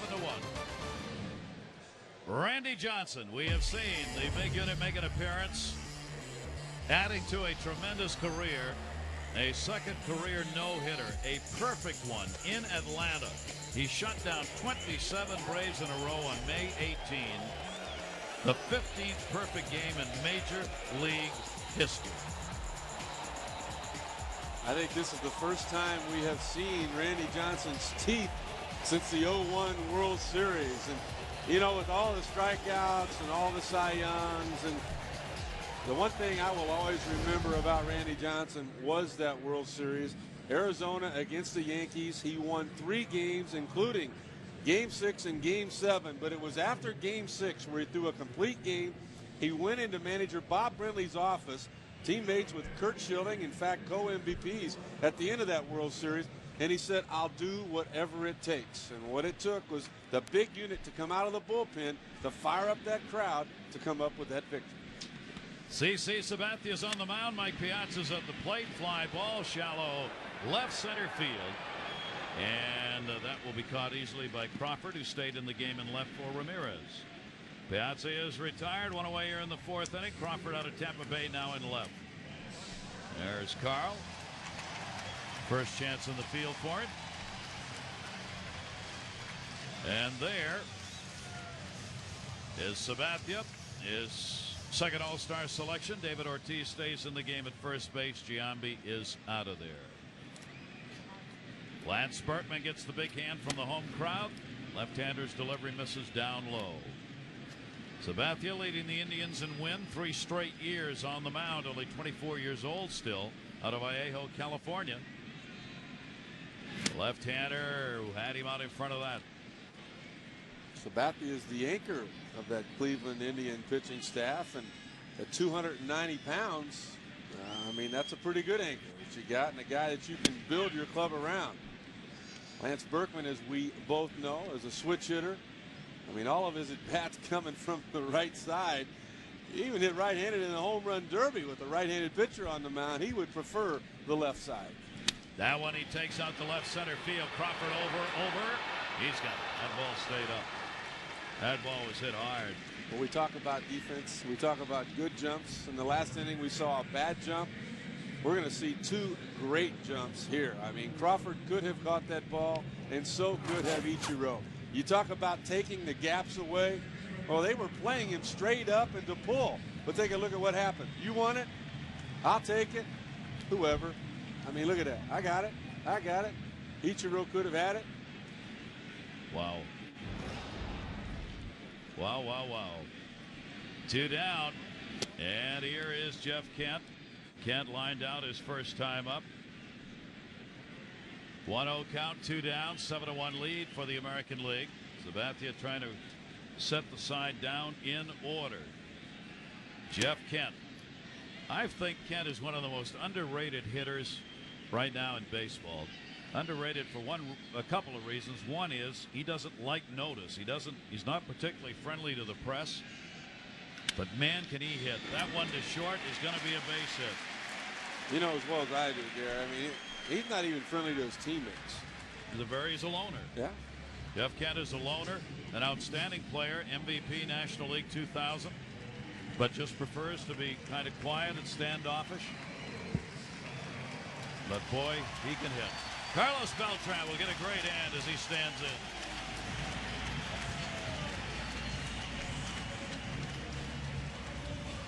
What a story for Beltran, an all-star without question, but whether or not he was going to get here became a very big question, and ended up finally being able to make it to this ball club. And Beltran got here because Ken Griffey Jr. was unable to play, so he is one of the 4 added players. LaDuca of the Dodgers, Javier Vasquez of New York, Jake Westbrook of Cleveland, and Beltran of Houston. There's his manager, Jimmy Williams, taken inside for a ball. Beltran now playing after Kansas City got so far out of it they decided we might as well start dumping. They did. Beltran was one of them. Houston hoped he was going to add to their run for a pennant and maybe a world championship. It hasn't worked that way so far for the Astros. It hadn't been his fault, though. This guy has won games with his glove. He's hit home runs with his bat from both sides of the plate. I think one of the most exciting young players in the game. 27 years of age, already with 4 20-20 seasons. And with most baseball players, you say at 28 you're entering your prime. But he's not even there yet. And he's got a base hit. Beltran delivers a base hit. Guy who's got 21 combined home runs this year will go for the single there. Jimmy Williams would like to see a lot of that in the second half, and Pena wishes he still had him in Kansas City. Put him in a lineup, it makes you a better manager. So Beltran's on. 2 outs, 2 singles. Top of the order, Edgar Renteria. You wonder why the Cardinals have a 7-game lead in that National League Central. Here's one of the biggest reasons. They have a huge advantage over every other National League team in that shortstop position with what this man provides for them. Renteria is about as fun to watch as anybody in the game. Absolutely. Defense, you've got the gold gloves, but last year he hit .330. The average National League shortstop, .260. Last year he had 100 RBIs. The average National League shortstop, just 62. Well, there's your difference. Edgar Renteria trying for RBI right here. CC Sabathia's pitch is a strike called. And that one up high in the strike zone that he wasn't real happy about. We're going to have a special ceremony coming up between innings here. Roger Clemens, who probably wishes this award was going to be going on underneath and not on the field after he gave up in 1 inning the 6 runs, 3 earned on 5 hits. Clemens will be honored. We'll cover that for you. Good stop made behind the plate. Sabathia's delivery. Rodriguez down to block it. And the count goes to a ball and 2 strikes. Look at Bud Rodriguez. No chance that ball getting by him and allowing, instead of 1 runner to be in scoring position, that would have allowed 2. Edgar Renteria takes that down to third. That is a fair ball off A-Rod's glove. That's going to score Kemp. Coming over to third base is Beltran. It'll be a ground rule double and an RBI for Edgar Renteria. And 3 consecutive hits after there were 2 down. And another run added. It is a 7-2 ball game. We barely got the words out of our mouth talking about Bud Rodriguez keeping that last pitch from being a wild pitch.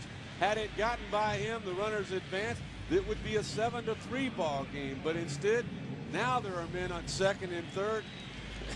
CC Sabathia enjoying the opportunity to be an all-star. Well, he's not going to enjoy this at bat. Albert Pujols is ready to do some damage. Albert Pujols stands in. 7-2. Still early in this game. Plenty of time for the National League to get back in it, especially with the bats available to them, including this guy. Pujols doubled and scored first inning, grounded out. 20-plus home runs before the All-Star break. 4 years. Nobody else has done that. Bonds and he. Guerrero. Talk about the best in the game. That one down that left field line near the wall. It is a fair ball bouncing off the wall. 2 runs are in. Pujols going to second base. A 2 RBI double. It is 7-4.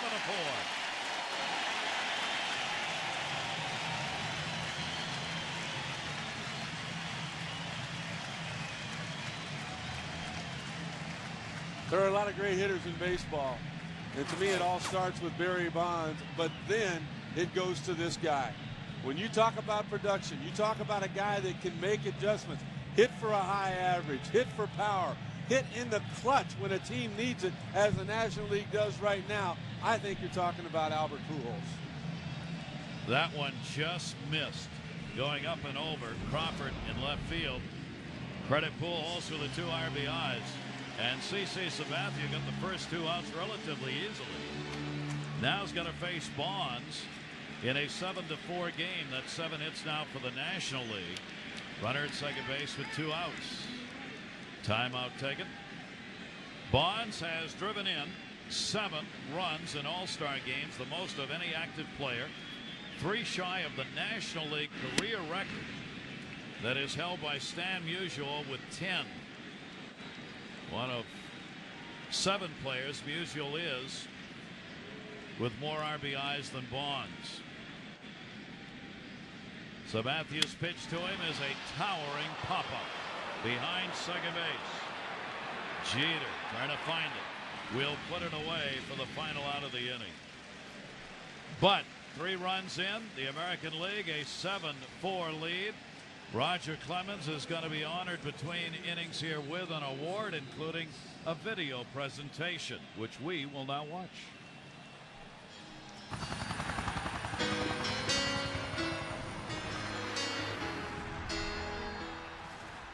Highway run till the midnight sun. Wheels go round.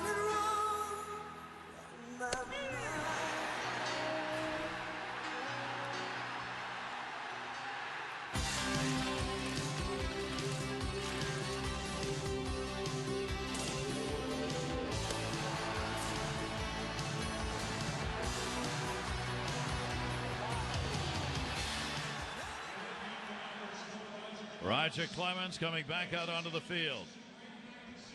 Let's go to the PA announcer for the presentation. Celebrate the great city of Houston, and this is an even more special night to celebrate one of your favorite sons, the great Roger Clemens. Here's the Commissioner of Baseball.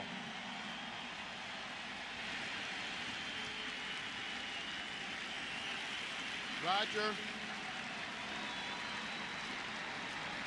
before a worldwide television audience and your hometown fans here in Houston, it is my great honor to present you with the Commissioner's Historic Achievement Award.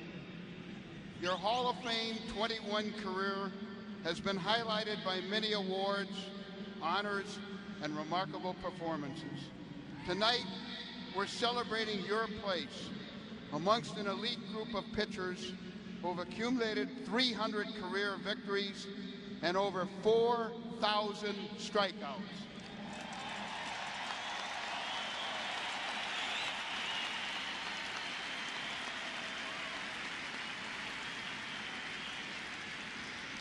These achievements will ensure that your name will always be mentioned with the greatest pitchers in the history of this great game.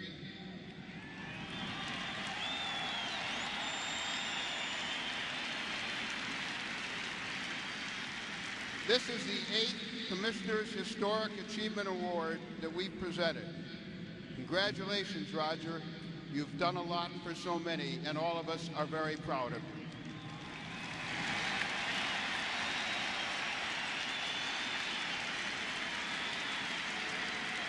Roger, I know this is bittersweet for you because I know the competitor you are, and after that first inning, it's got to eat at you walking off the field down by 6. Yeah, I put our guys in a hole, but we'll get a crowd into it a little bit, and these guys are working way back into the game. We're going to win the game. Final question. You've got your family behind you. I know your retirement didn't last too long. You end up back here with Houston. You've had a great first half. Does it make you even think past this year with what might be out there for Roger Clemens? I'm going to leave that percentage point open again. You know, I don't want to get into that, but I'd be remiss if I didn't say thank you to all the fans, all the great fans of Major League Baseball, all the towns and the cities, the great cities I've been had the fortune to play in, and especially here at home. I just want to say thank you very much. Roger Clemens.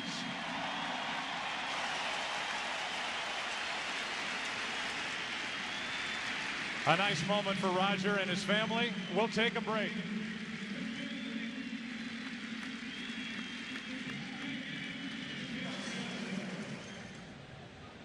Back here in Houston last night, the Home Run Derby. What a meeting of home run hitters. It began with a 500 home run club, all of them who are still alive, honored prior to the start of the Home Run Derby.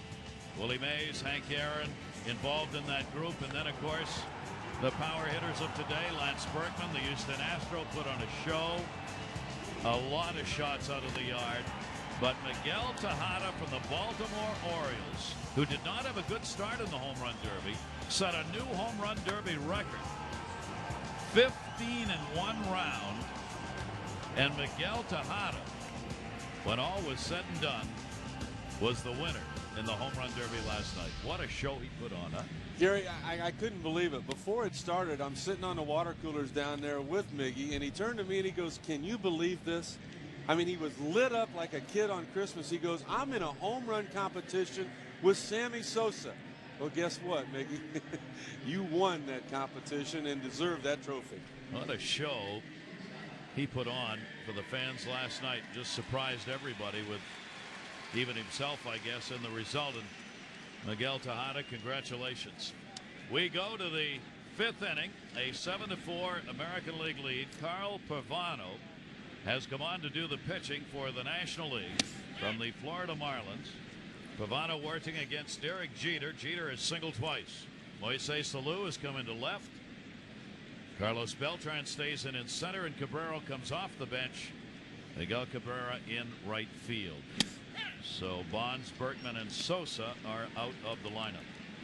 Those guys not familiar with playing the outfield together. Johnny Estrada, the fine young catcher from the Atlanta Braves, behind the plate. But Pavano and Jeter know each other. 0-2 delivery on the way to him, and he had to reach for that. Pavano's going to cover.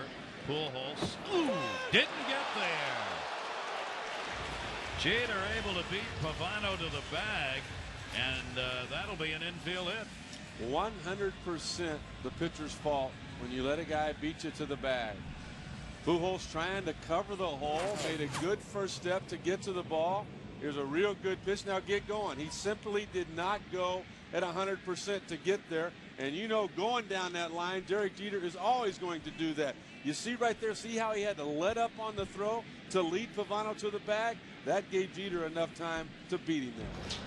So a leadoff single. Jeter's 3 for 3, 3 singles, and they've all been that side of the infield. So Derek Jeter reaches leadoff man on here in the 5th inning. Get going. That's not good enough. You see him stumble there. You see him just kind of hesitate, looking for the bag and the ball. You can't do that with the speed of Jeter and of Soriano at home plate now. Soriano stands in already with 3 RBIs with a homer and a single. The American League's now got 11 hits on the board. Each team has stranded 5. The American League had a 6-0 lead, then a 6-1 lead in the 1st inning.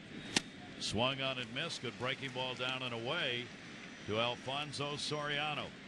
That at bat kind of reminded you of the postseason for Soriano last year when he set a new record for combined strikeouts. Obviously, the Florida Marlins had his number in that series. Now with a runner on at first base and 1 away, Sabathia, the pitcher, due up. He will come out of the game, and we will get a pinch hitter in Michael Young. These bench players are getting some run into these games fairly early in the ball game, in light of the fact the pitcher's now just working 1 inning. Young with Texas, 27 years old, his first All-Star appearance, working against Carl Pavano. Lineup card, Joe Torre's got it in hand there. Swung on and missed. I'm a huge fan of Michael Young's. When the trade was made where Soriano came over, he told the Rangers he didn't want to play shortstop. He wanted to stay at second. Well, Young almost won the Gold Glove at that position last year. Young walked into manager Buck Showalter's office and said, "I'll make the move. I'll be your shortstop." Made a couple of throwing errors in the home opener, but since then has just absolutely been terrific. And you know what you get when he's got a bat in his hand. He can deliver. He is 5th in the league with that .332 batting average Young has put up. 2 ball, 1 strike count to him, and a chopper that hit the plate. Kent, 1, Renteria bobbled. They'll get the out at second base. He had it long enough. He lost control in the transfer to throw. So the fielder's choice for Young. Yeah, exactly. It would go as an error on Renteria if he were not trying to make the exchange. But they kind of protect the middle infielders in this situation. You see that? You know the runner's coming now. You know they're going to make the exchange quickly. And you can see the ball was secured in Renteria's glove. It was when he went to try to take it out that he lost control of it. And second base umpire Doug Eddings getting the call right. You see the exchange there? Jeter getting down as he should.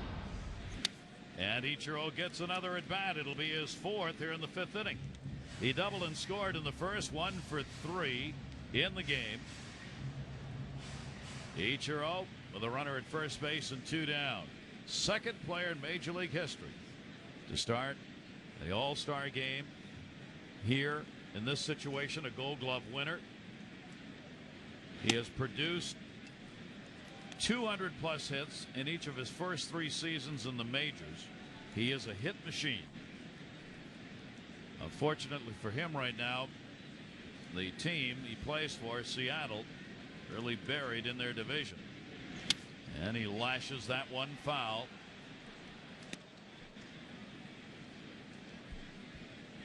Look at A-Rod bearing down on Ichiro here. They don't get an opportunity to see that much of each other, but when you've got a guy that has the bat control of Ichiro Suzuki, I mean, you'd be a fool not to pay attention and see if there's something you can learn from it. 1-2 delivery on the way towards that shortstop hole, but Roland's going to force at second base. Just gets it there in time to get the out on Young.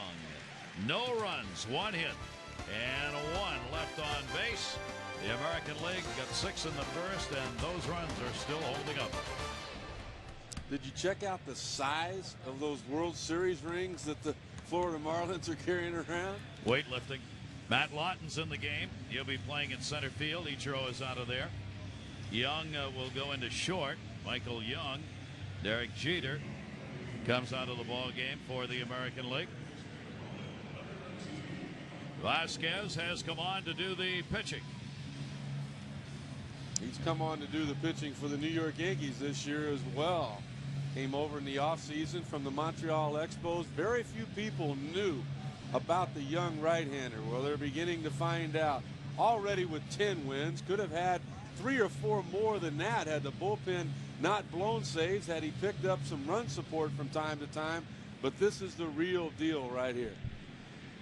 Javier Vasquez, I think, has got a chance to be a 20-game winner more than once in the majors. I agree. So does Joe Torre. Yeah, I mean, he can pitch. That one's going to be fouled off as Lowell comes on as the pinch hitter. Mike Lowell from the Florida Marlins. Pinch hitting as we go to the bottom half of the 5th inning.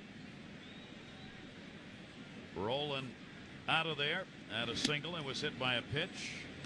And a 2-strike count on Mike Lowell. And that's a perfect example, Gary, what you're talking about with Vasquez. He can pitch. And a good 1-0 changeup there to run the count in his favor. Good slider. You see, though, when he misses, more times than not, he's going to miss down out of the zone with that off-speed stuff, giving him an opportunity to get somebody to expand the zone. Got to be fun to watch from Mel Stottlemyre. That one is going to be taken up high on a 2-ball, 2-strike count. As Vasquez goes to work here, the youngster has got the big numbers, a great repertoire on for Tim Hudson, who'd been selected. Vasquez taking his place. And the folks who knew he could pitch, who saw him in Montreal when that announcement was made, they were genuinely excited, even though he's wearing a Yankee uniform, that he was going to get a chance in an all-star game. And obviously so was Vasquez, as one of the 4 players named to replace those who were injured. That one swung on and missed, got him. Lowell retired. And that's pretty much the way he works, Rick. Well, he sets a hitter up, as he does with Lowell here. You see the grip, see all 3 fingers on top of the baseball. That means change up. We could see it, but obviously Mike Lowell could not. Right along with it, taking Tim Hudson getting hurt for Vasquez to make the All-Star team. Joe Torre actually offered that spot to Pedro Martinez first. Martinez declined, had already made plans. Vasquez said, I'll take it. What a play by Michael Young, who just came on to play short. Cabrera getting his first at bat, denied a base hit on a gem of a defensive play. You know, you can't take away all the World Series appearances. And you know, Derek Jeter has not only gotten into our minds as baseball fans, but he's in your hearts as well. I mean, you see him go into the stand, you see the passion, the success that he's had. But the best shortstop in the American League the first half of the season has been Michael Young. Offensively, defensively, he has put it all together, and he is the man. Got it done right there. Now here's Estrada, who's doing the catching in the ball game. Estrada gets his first chance at the plate, his first All-Star game. The 28-year-old who has taken over for the Atlanta Braves. And getting things done behind the plate for a Braves team that, as we said, is making a real run at it again. Fouled off. He's a good one. And you got to love what Estrada did last year. He belonged to be in the big leagues. Traded from the Philadelphia Phillies for Kevin Millwood. So you know that he's got a tremendous amount of potential.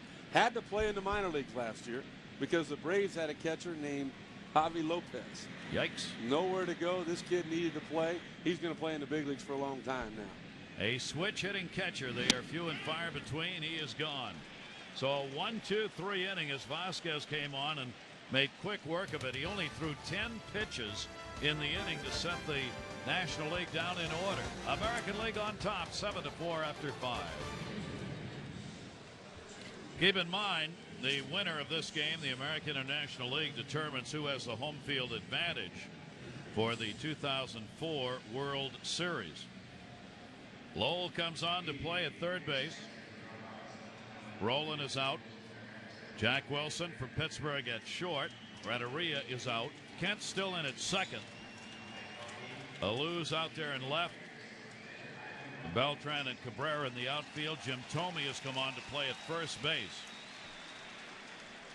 So we are seeing a number of the players. There's Thome from the Phillies at first. We go to the 6th inning. And Pavano is going to stay on the mound and work another inning. As Pudge Rodriguez stands in, he's had a triple, a single, 2 for 3 and a run scored. All-time All-Star starter Berra behind the plate. Rodriguez and bench now tied at 10. Piazza at 9. Popped up, shallow right field. Cabrera. And there's one away here in the 6th inning. Where can you find all the latest stats? Participate in live chats. It's MLB.com. The place for live game audio and video highlights, player profiles, historical facts, shopping and updated scores. Click on for loads of information on all major league teams. You can get baseball items online, and you can even email. It's MLB.com. Gary Thorne, Rick Sutcliffe, our crew, and great to have you with us wherever you are around the world. You know, right back at you. Great to be with you, partner. Once again, looking forward to that postseason. We head in that direction. No clue right now who's going to be waiting on us when we get there. MLB.com is where we, of course, take all your comments and questions. One of the great parts of doing these broadcasts is the fact we get to hear from you around the world and opportunity to just chat with you, at least interactively. Absolutely. Answer some questions, hear some comments, say hi. Having that opportunity to look at that graphic with Yogi, the only one more All-Star games at that catching position. Guerrero's got a base hit. Yeah, First time Guerrero. in 4 chances, Vladimir Guerrero's on with a single. You're not going to hold him down. I mean, with Vladimir Guerrero, you're talking about a guy with a career average of 324, and I think more important than that, a career average of 325 with runners in scoring position, and that's when it counts. But, you know, getting back to Pudge, I mean, Johnny Bench and Yogi Berra, they're done. They're not going to any more All-Star games. And Mike Piazza, in all probability, not going to any more as a catcher. Yep. He has been converted now. He's playing more and more at first base. Pudge Rodriguez is far from done. He should have that record and pass Berra in All-Star games started by a catcher. Here's Ortiz getting his second at bat. The American League's leading RBI man, one ahead of Guerrero and Ramirez, his teammate. But a real chase going on in the RBI department for that lead in the American League. He walked and scored, and the only time he's been up, Carl Pavano delivers. Did he go around to check at third? And no. Jim Reynolds down there. Jim Reynolds, rather, at third base. And a 1-ball, 1-strike count on Ortiz. We talked about the fact that this determines home field for the World Series. This is the last year of this experiment that the players agreed to try to have the All-Star game count for that. Bud Selig, the commissioner of baseball, wants to continue that rule. The players have not yet said whether they are willing or not. And there does have to be some kind of an agreement on that in order for it to go forward. Now, 8 World Series games since '80 have gone to 7. In those games, the home team has won 7. Game 7 of all 8. So, does it matter? Well, maybe so. Well, yeah, those numbers mean that it matters a lot. And you know what? I think that the game last year mattered more than ones in recent memory. It wasn't an exhibition game last year. Half the players didn't get on their private planes and fly home and watch the last couple of innings. I definitely, I'd be interested to see people on MLB.com what their opinions are, but I like it. Runner goes. Ortiz fouls it back, and Guerrero will come back. I agree. I mean, it adds something because the All-Star game was dying because the players were just playing a couple of at-bats and leaving. Questions, there you go, MLB.com. You can let us know what you think about that. Should the All-Star game continue to give home field advantage in the World Series to the winner, the winning league? 1-2 delivery on the way. Missed outside.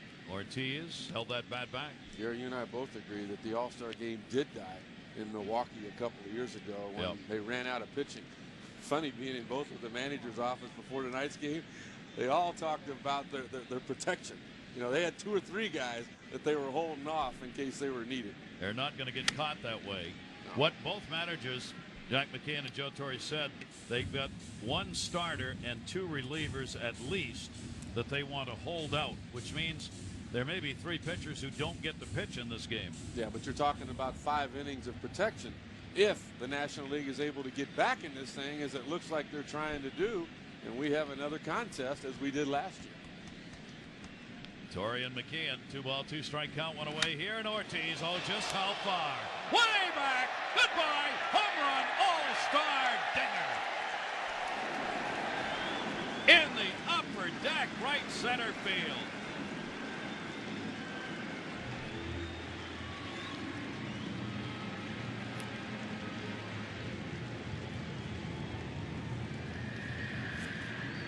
So the Red Sox sluggers have accounted for 2 home runs in the same spot in the lineup. Ramirez had a 2 RBI homer in the first. Ortiz is hitting in his spot. He gets a 2 RBI homer in the 6th. And you know who I think some of the credit should go to? Sure, it takes a lot of talent to hit home runs, but Ortiz has been doing it for a long time. Manny Ramirez, who replaced, has been doing it for a long time. But the guy that selected those 2 guys to hit in that cleanup spot was Joe Torre. I mean, he had a lot of options. Giambi, A-Rod. He could have gone in many different directions, but he went, again, as he normally does, in the right direction. And it is now a 9-4 lead for the American League as Hank Blaylock, speaking of homers, stands in. Blaylock got a homer in the All-Star game last year. Alex Rodriguez is out of the game now. Oh. That's not normally a bad pitch. You're looking for a ground ball double play, a little breaking ball down below the knees. Blaylock a chopper to second base. Jeff Kent will make the play over to Jim Thome, and there are 2 down. That ball had hang time too. I mean, he hits this ball further than he did any of them in that home run contest. So much fun to watch the players take batting practice today. I mean, at will, obviously hitting home runs everywhere, but the National League, towards the end of it, the last round, they said home runs to the opposite field count double. And guess what? Barry Bonds on 3 consecutive pitches went out up there in the left field direction up towards the train. Now, come on. You can talk about whatever you want. I mean, that is bat control, and that man's got it. Crawford is retired. Jeff Kent got it. Ortiz last night in the home run derby actually hit the roof. He hit one of the metal structures, and it ended up being an out on a ball that without the metal structure would have been out. This time he didn't hit anything but a fan. Home run.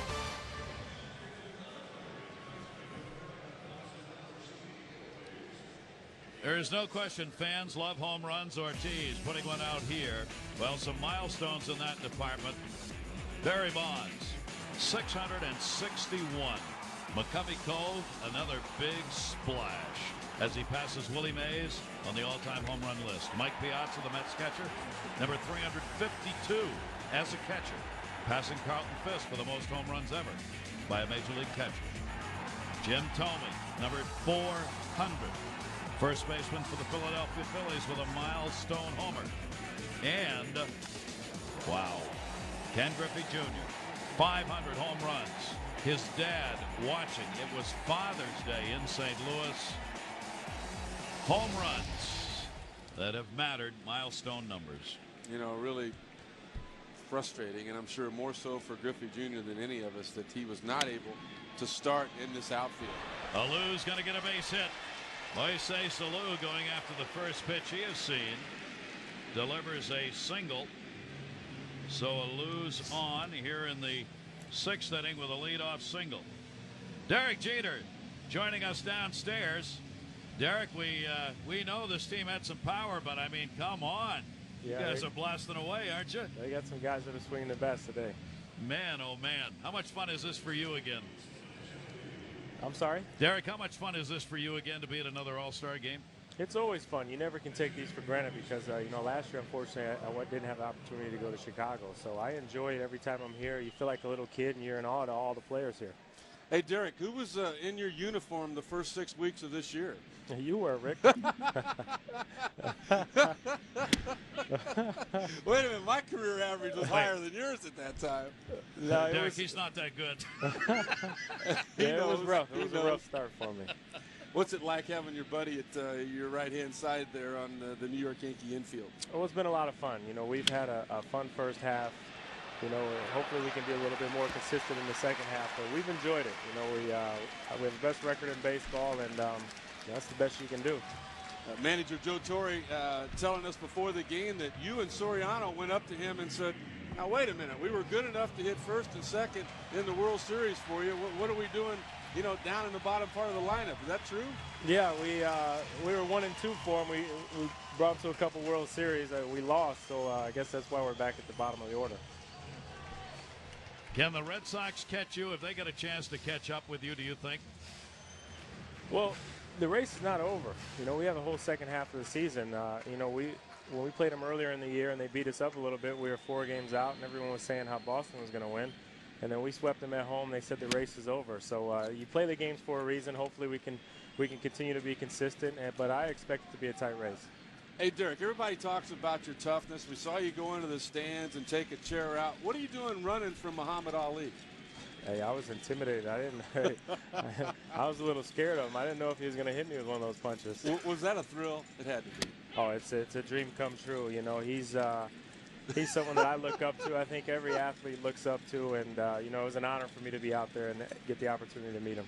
Derek, it's always an honor to have a chance to talk with you. Have a great second half, and thanks for taking time, buddy. fella. Thank you, man. Thanks a lot. I appreciate it. All right, Derek Jeter joining us as he is out of the ball game. You've seen Alou deliver the leadoff single here. Ted Lilly is on. Beltran is up. Their runners now on at first and second base. As Loretta got that second base hit, Beltran is single and scored. He may hit the rafters. Oh, what a pop-up to short. That's going to be hard to follow up there. Young hauls it in, though, for the out, and Beltran is retired. One away. You know, the rules say with men on first and second and nobody out that when there's a pop-up on the infield, the umpires are told to raise their hand and signal that it's an infield out. I don't know about this one. I mean, you need to wait a while. Let's see if this thing comes down or not.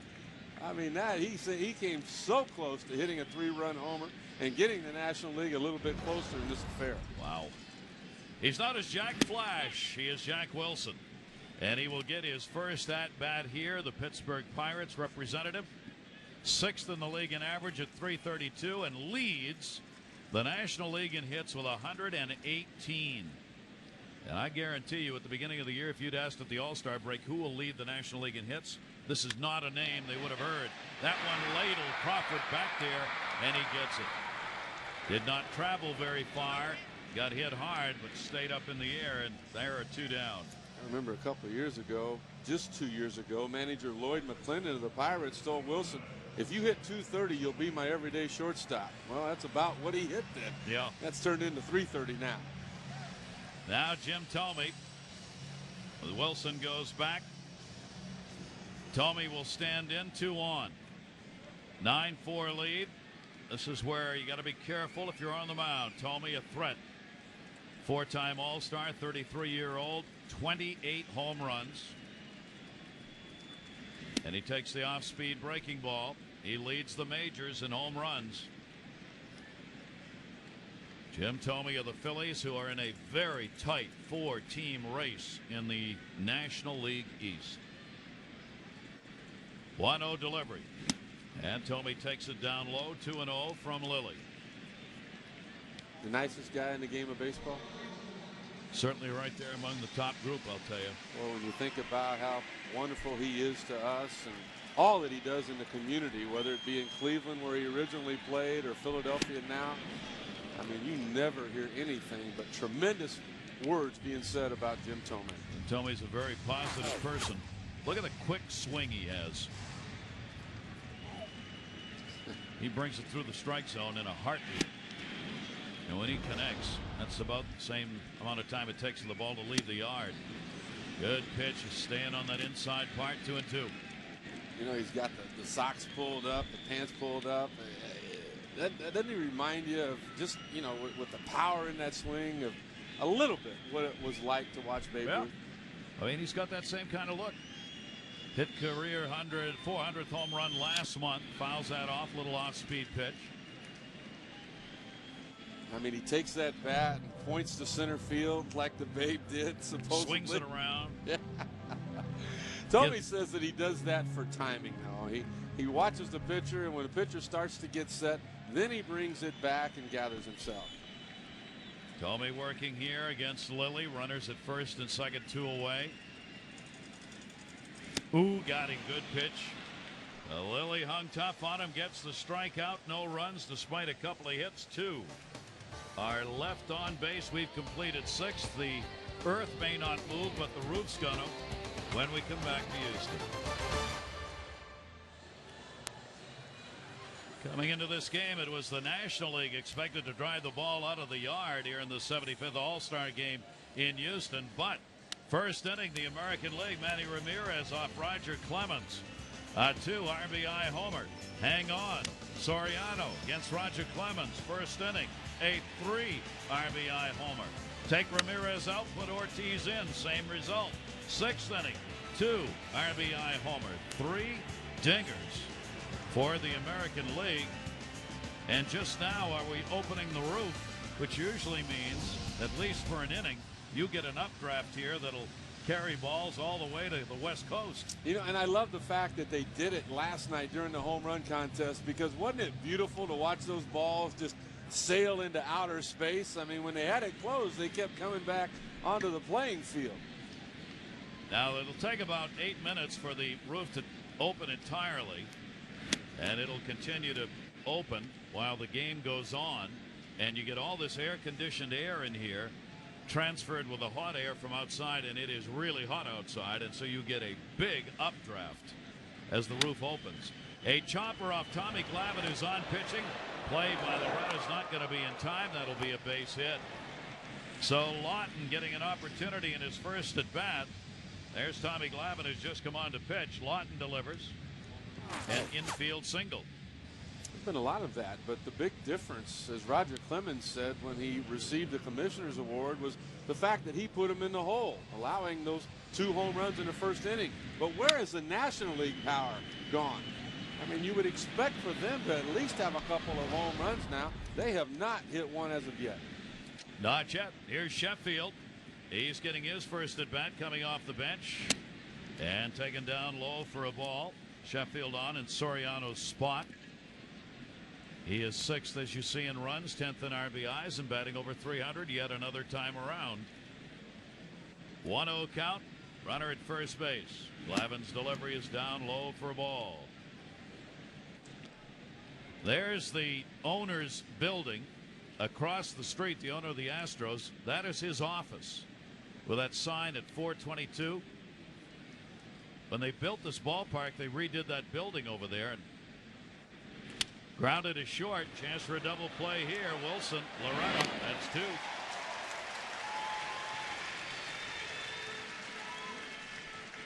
So Tommy Glavine gets the ground ball double play. That'll help get in a hurry if you're a pitcher, and there are 2 down.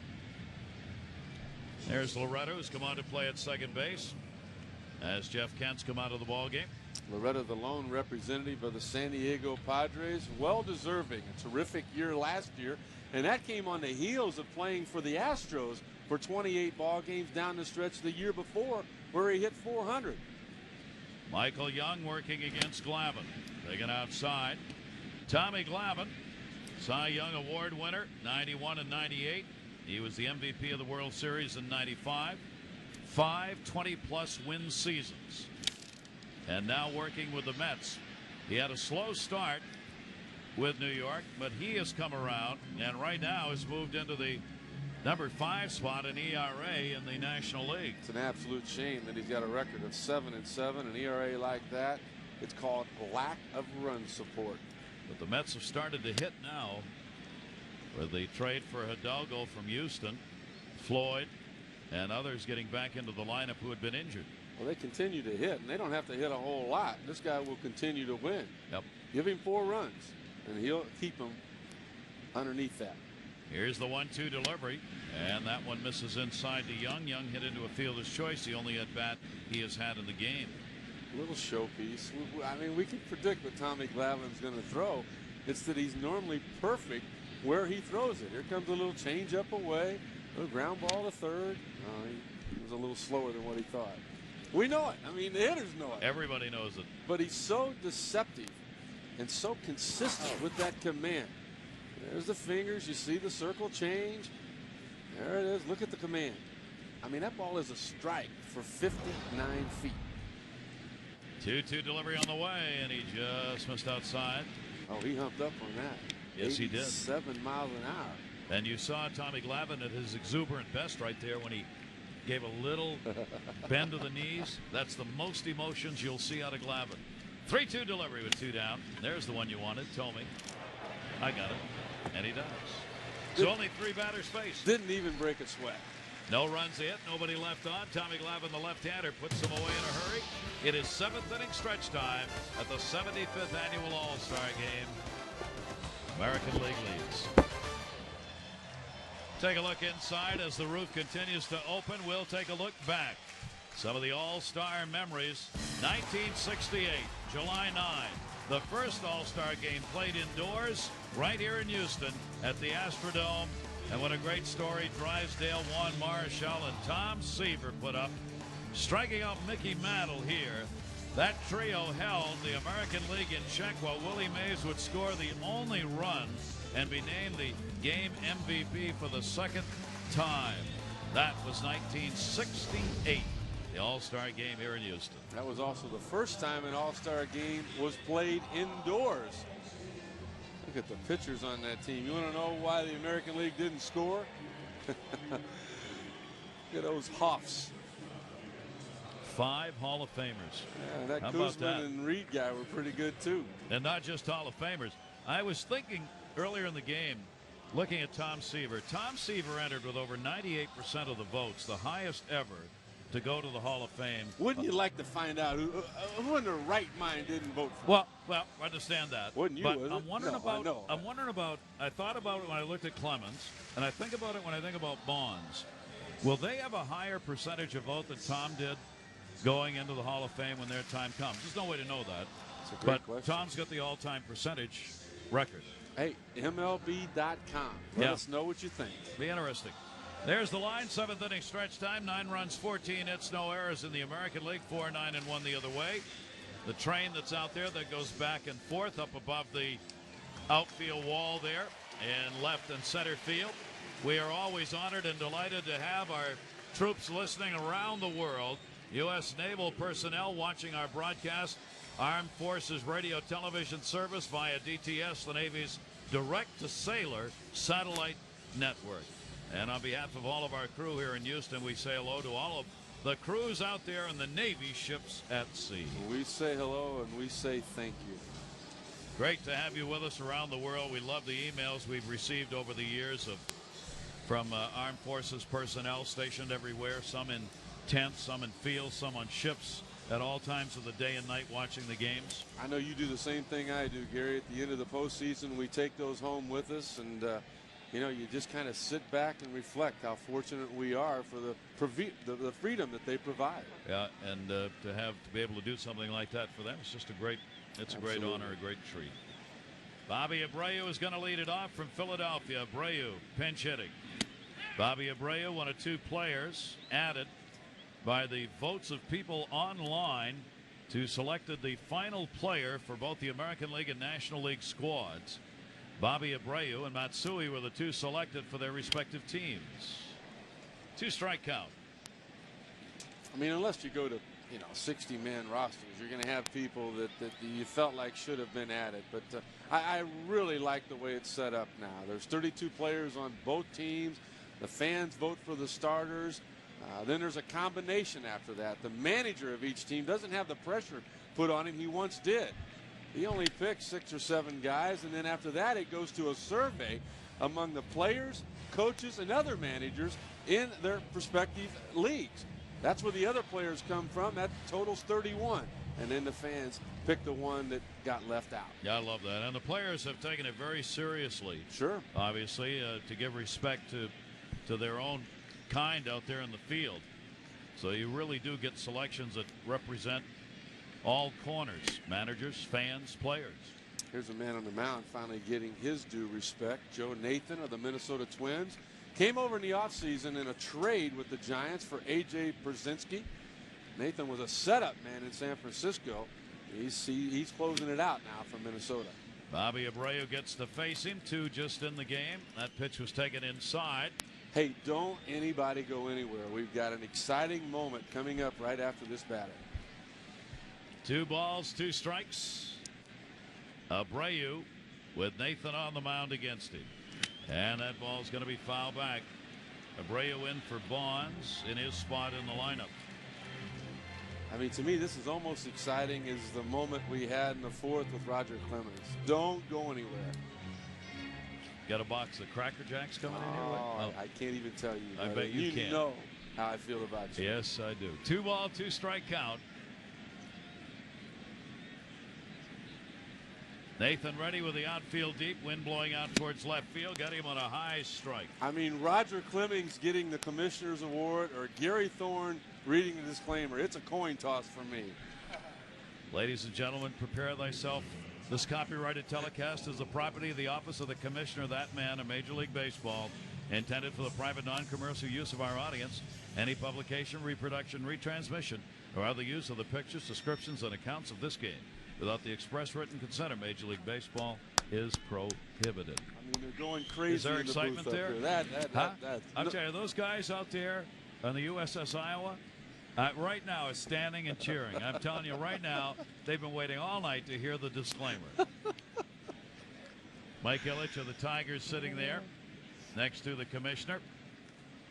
Detroit's going to be the site of the All-Star game, their new ballpark next season. Yeah, good for them. Good for them in the season that their manager and their players, Alan Trammell, have put together this year. Got that part right. That to me is where baseball's working. They've taken the money that they got from the luxury tax and they've invested it on the field as the rules say you're supposed to. Pudge Rodriguez, Rondell White, Fernando Vina. Now you put some professional players on the field, you compete, and you bring the excitement back to a town. Yep. And Detroit is one of the great baseball cities. Give it a chance. Put a winner in Detroit and you will have a tremendous turnout, because Detroit's got a great history of tremendous baseball teams and players. Well, I like what Trammell has done with that coaching staff, bringing some of that history back. I mean, you've got Kurt Gibson, you've got Lance Parrish. Some guys who played on winners, and that's what Trammell's trying to do, is put a winning perspective back in Detroit. Let the players see what it's like with guys who know what it means to play on a winning team. And Alan Trammell's doing that with some of the players he's brought back. See the Tigers last season at the All-Star break, this year, that's a major improvement. I mean, major. Well, look at Carlos Guillen. He was with Seattle and didn't have a position. Yep. Now he's a shortstop for the Tigers and an all-star. Hello. Lowell moving away from that one, and a 2-ball, 2-strike count. We thank those of you who have emailed. We don't have a lot of time to get them on, but we've got some people in Sweden watching in the middle of the night. It's 4:45 in the morning in Sweden. They said, Peter says, I just want to say hi. Peter Ankerstol. Here's the 2-2 delivery. You like that accent? I worked on that all night. Wow. And with the Spanish one, I like how you go into that accent too. It's caliente. That guy, yeah. That's right, that one too, yeah. 2-ball, 2-strike count. Yankee Red Sox, obviously they're divorced, or they're going to be. If they're married. If they're not, they won't be.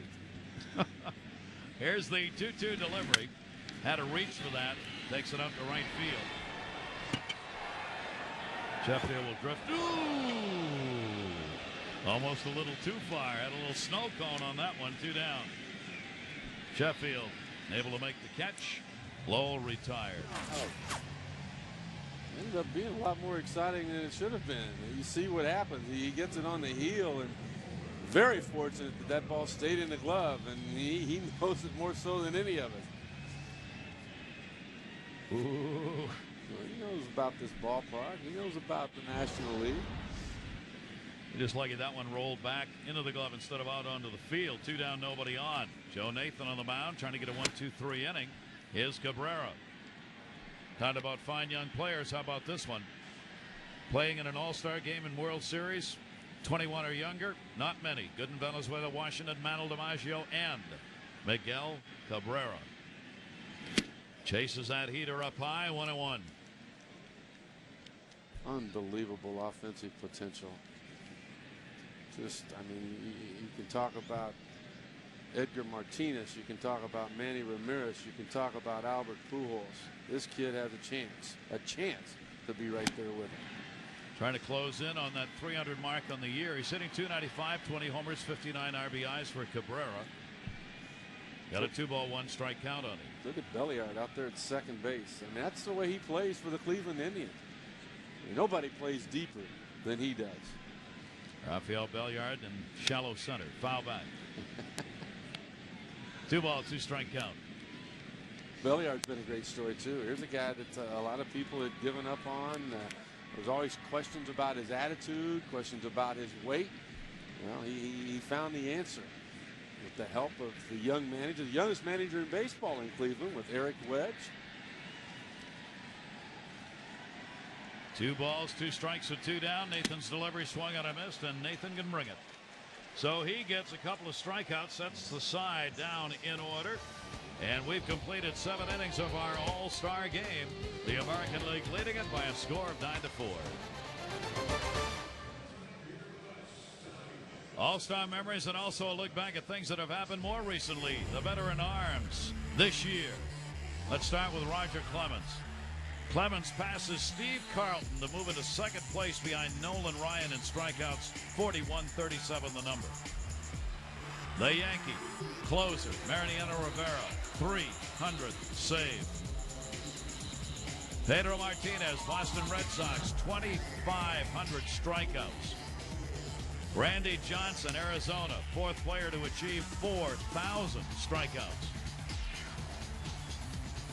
And with the Dodgers, closer, Eric Gagne, a new record. 84 consecutive saves for Gagne. The pitchers. We showed you what some of the hitters have done this season. That's what some of the pitchers have done this season. To me, they don't pale in comparison to anything, but what Gagne did was remarkable. And to me, right up there for a pitcher, what Joe DiMaggio did with the 56-game hitting streak. And you saw the play. I mean, that ball could have been caught by Olmedo Saenz, and yet Gagne never complained one bit. He went right back out a couple of days later, and he's got another streak started. He's redefining the rules on saves. Eric Gagne of the Dodgers. Ben Sheets has come on to do the pitching and swung on and missed. Not a good cut for Belliard, getting his first at bat here in the 8th inning. So Belliard is retired. Sheets gets the strikeout. He's got a few of them here in the first half of the season for Milwaukee.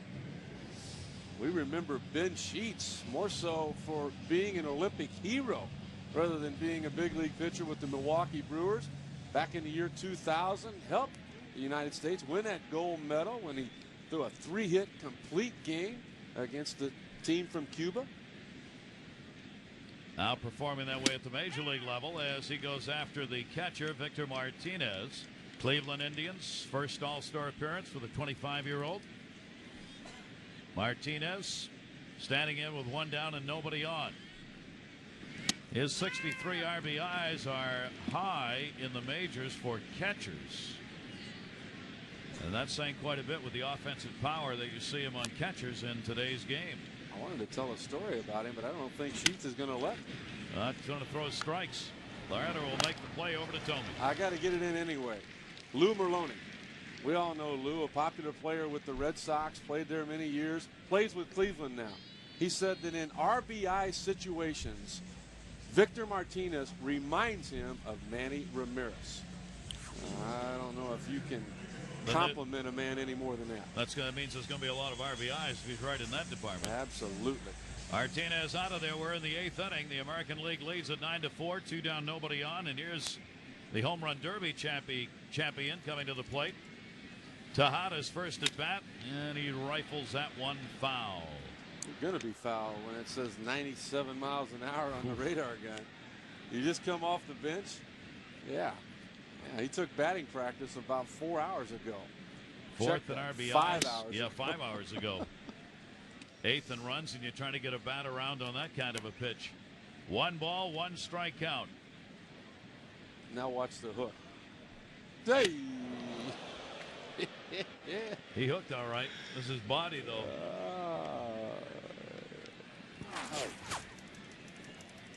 Look at where it starts out at. Oh, baby, turn the other way, Miggy. Let that ear flap protect your face. That's what it's there for. Tejada looks at that one go by outside. 3-ball, 1 strike count, and Will Tejada.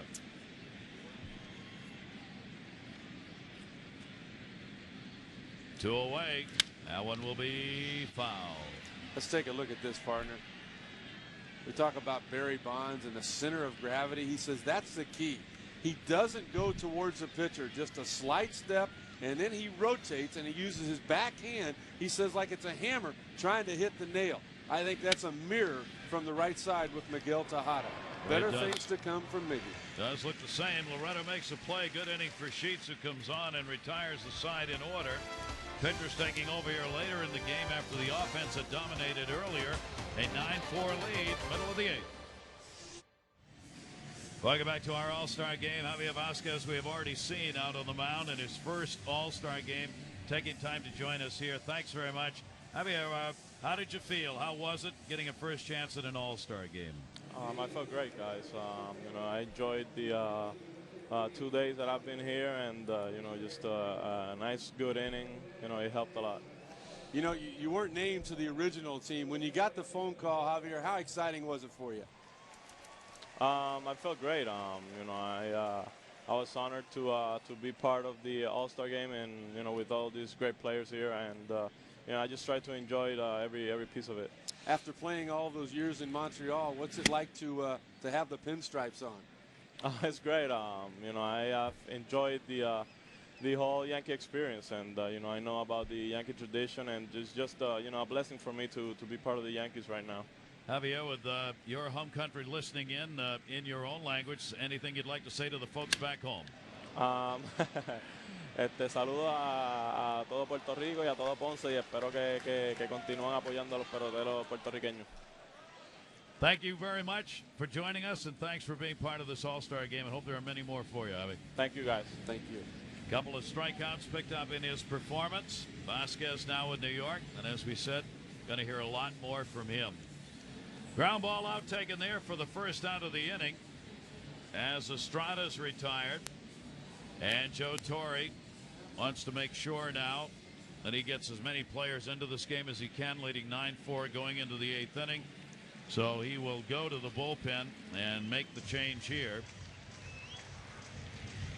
And why not? Why not? You got plenty to work with. Take out Tom Gordon and you add Rodriguez, and he's coming in a hurry. Chance to warm up here as he comes on with one away and nobody on base. Our priceless moment in this ball game, the 75th annual All-Star game. Well, sometimes you find it in the strangest places. Our MasterCard priceless moment. Muhammad Ali coming out to help throw out the first pitch, duking it out with Derek Jeter. A great hand for him. Standing ovation for Ali. That's our MasterCard priceless moment.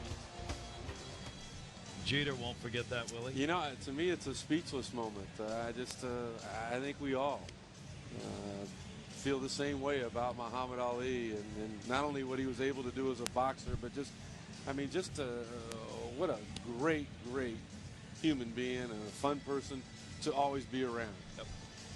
Someone who held his ground on things he believed in, suffered through some beatings publicly and through the press, and came through it on the other side when people finally recognized that this was an honest man. Whether you agreed with him or not, he was doing what he felt was right in his own heart, and has come through that as a true national hero. You talk about things in sports that shock you, and of course the United States hockey team, when they beat the Russians, when he beat George Foreman, when he came back to win another tie, I didn't think he had. I almost didn't want to watch it because I was afraid for him. Yeah. And he pulled the rope-a-dope. He just literally got beat up for about 4 rounds. And then, man, here he came. Great story, and so happy he was here tonight. Alou's going to come to the plate. Moises Alou picked up a base hit, 6th inning, and his only time up. Alou stands in, 1 down, nobody on, 8th inning, 9-4 American League. They've out-hit the National League 14-9. They've out-homered the National League with 3 big all-star home runs in this game, 2 in the first inning, as Clemens got touched up for 6 runs, 3 earned, 5 hits in 1 inning. and home runs hit by Manny Ramirez and Alfonso Soriano. Who? That last We'll guy? hear that name again. A strike taken. He could be a Yankee, but he's not. But he's doing things most Yankees do: hit home runs. Big home runs. Big home runs. 3-run homers. 1 ball. 1 strike count with 1 away to Alou. Check swing to first base. He did not want to do that. And he will be retired on the 3-1 with Ortiz over there at first base. And there are 2 down here in the 8th inning. Ortiz coming on to play for Giambi, who started. Giambi's had a little problem with the back here this weekend, not uncommon, and also recovering, as we said, from that internal parasite infection. So Ortiz getting a little more playing time out there at first base. Here's Loretta, second baseman, singled in the only at bat he has had in this game. Mike Loretta, 9th in average in the league. That windup, first time you see it's got to drive you nuts as a hitter. There's Gagne warming up. It's about as herky-jerky. Oh, yeah. Hide the ball as you can get. All of the deception you can possibly add. And he gets the pop-up. Francisco Rodriguez, first All-Star appearance on the mound. We get a little help defensively. Tejada back there to get it. And a 1-2-3 inning with a couple of pitchers combining for it. So we go to the 9th inning. The American League's got the 9-4 lead as they look to continue their domination through 8 games over the National League. Time to be thinking about your MVP pick. Who would you give it to here? Likes of Piazza, Sandy Alomar, 97, Roberto in 98, brother.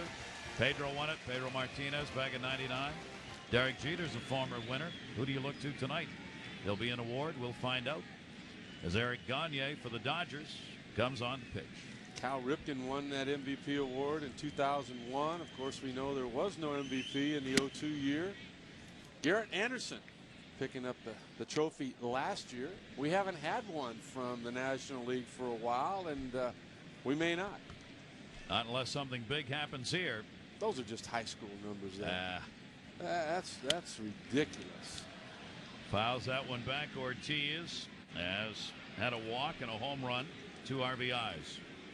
Paul LaDuca's come on to catch, battery mate from the Dodgers for Gagne. He knows a little bit about Gagne. And you know, they finally figured out the role for Gagne. They wanted him to be a starting pitcher. He said, I don't have the mentality for that. I get bored in between innings. Well, they found out where to put him now. You bring him in for 1, 2, whatever, and he's as good as there's ever been.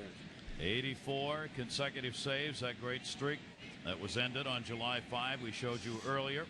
He was the Cy Young Award winner last year in the National League. The right-hander who was born in Montreal, Quebec, Canada, and continues to reside there. Eric Gagne with Rivera. How about those for a couple of names coming out of the bullpen at you? Here's the 1-2 delivery on the way, and Ortiz will take that outside. 2 ball, 2 strike count. And he can throw anything he wants right here. Another fastball with command, both sides of the plate. Unbelievable changeup and an equally as good slider. Outside with that one. Pulled back on it. Canada has had 12 All-Stars. Eric Gagne has made it 3 times. Larry Walker, Ferguson Jenkins have been the leaders from Canada of players who have made it to the All-Star game. Here's a 3-2 delivery on the way, and it's up high, walked him. So Ortiz here in the 9th inning is on. 3 times up, 3 times on. We've only had 2 walks surrendered in this game by the National League pitchers. Hank Blaylock, these 2 have met before. Boy, and I don't think anybody saw it coming. Last year in the 8th inning, 2 outs. There's a man on base, and Blaylock comes up, his first All-Star at bat. Well, it's one that nobody will ever forget that ever saw it. And he won't get that one. Wilson goes back as Gagne gets him on 1 pitch. Blaylock retired. Runner on at first base, 1 down. talked about the international all-stars, and now so many more have been added as the games have rolled on. Matsui's going to be one of those as he comes to the plate right now. In all-star history, the Dominican Republic now with 46 players who've represented that country. Puerto Rico, Venezuela, Cuba, and Canada in that order. Juan Marshall's 10 appearances head all those out of the Dominican Republic. Matsui takes the pitch outside for a ball. Hideki Matsui of the Yankees. A very solid season. 1-0 count. Gagne, runner at first base. Gagne missing up high again. Matsui, as we told you, added by the fans online voting for that final spot on the roster of the American League. 2-0 pitch to him is taken for a strike. 2 balls, 1 strike on Matsui. You know he's got to be one of Joe Torre's favorite players to manage. And Torre talks about low maintenance. I mean, this guy shows up prepared mentally and physically to play every single day. That's what he does. That's what he did in Japan, Rick. I mean, he had a tremendous streak of games that he played. He's an Iron Man kind of player. He never comes out. I mean, he plays every game, every day, goes the distance, and as you say, never says a word about anything. He just wants to play. 2-2 breaking ball. And he appears to be one of those players fortunate in that he stays away from injuries for whatever the reason, whether it's internal or things he does.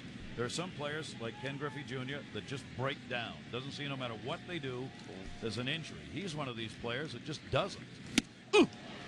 Heater on heater right there. That was mano a mano when he got him on a 3-2 fastball. Had to be a big thrill for him when the Yankees went back and played in Japan earlier this year. Here's a pitch sequence. Just missing the outside corner with the fastball. Did it once again.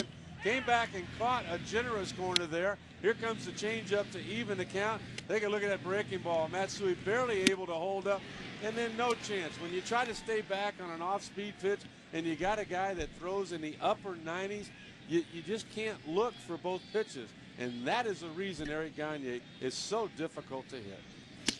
Lawton stands in. This is Matt Lawton with the Cleveland Indians. His second All-Star selection. And Lawton's got a runner on at first base. The walk to Ortiz. He is still there. Lawton had a single in the 7th inning. Gagne's pitch to him, fastball on the outside corner. I think the managers have done an outstanding job tonight, and obviously it helps with the game getting out of control early. But now, by my account, Joe Torre has used all of his extra players, a couple of pitchers left, and the only one left that I show on the National League is Todd Helton. And we'll probably or hopefully see him in the bottom of the 9th inning as well. Managers have not had to worry a lot about a game that's going to go into extra innings. So, as Rick says, they've been able to get players out and onto the field. Swung on and fouled off by Lawton.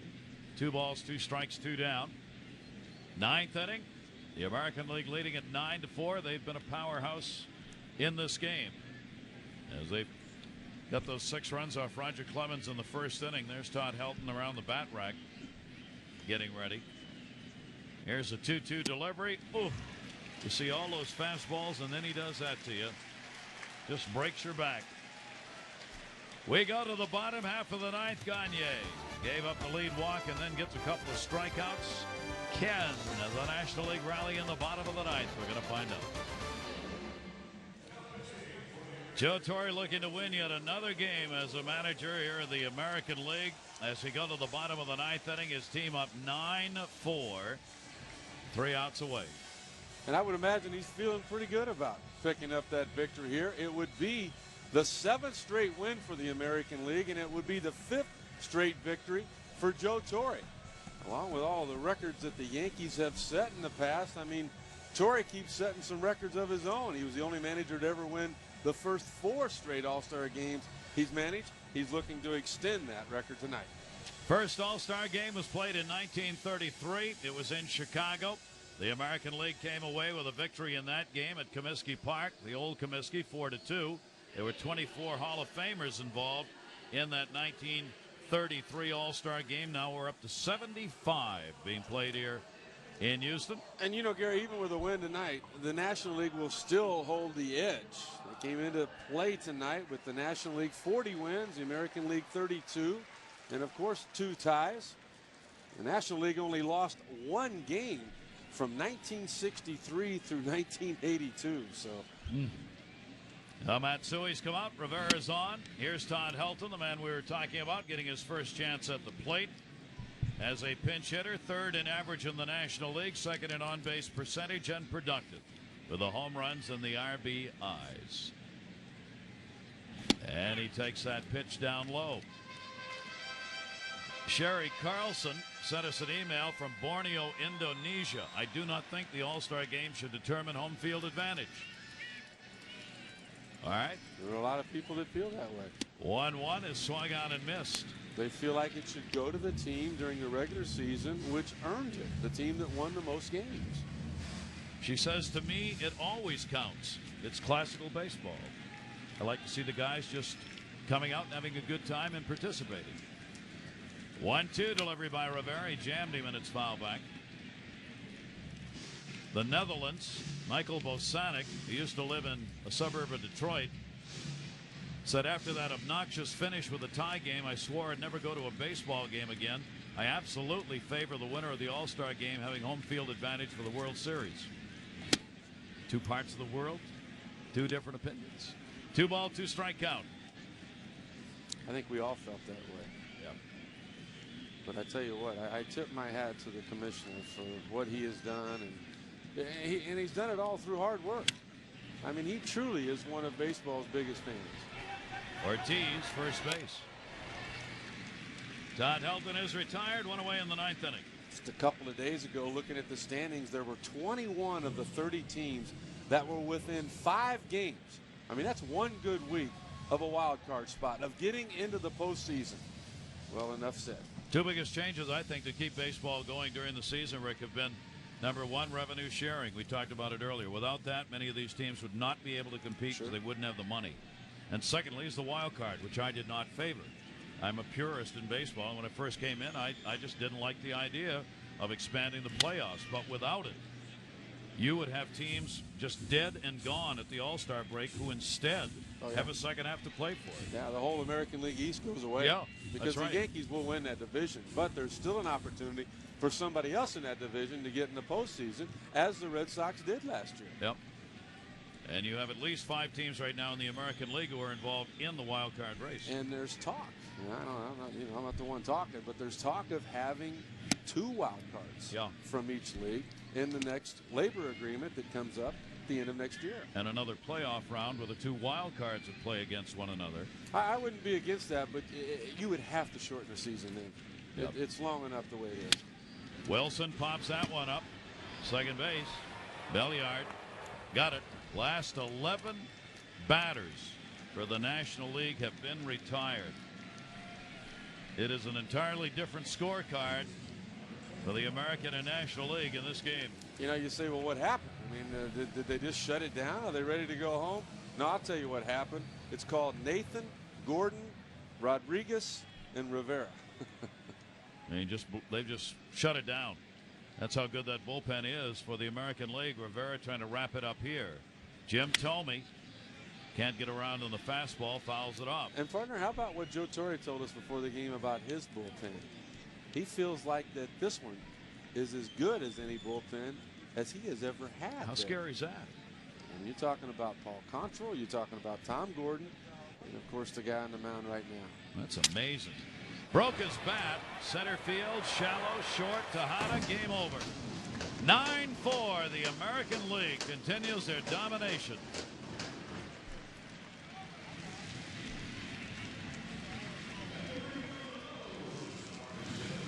Rivera comes on to do what he does so well, wrap up a win.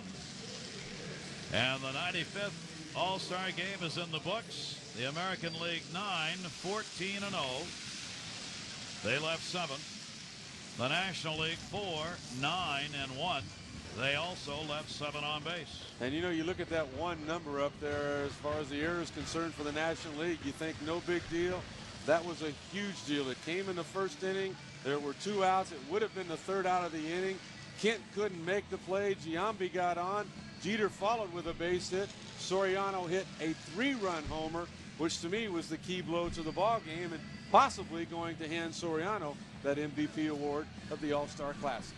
And again, the World Series home field advantage will go to the American League in light of the victory here, and Joe Torre hopes that means it's for the Yankees.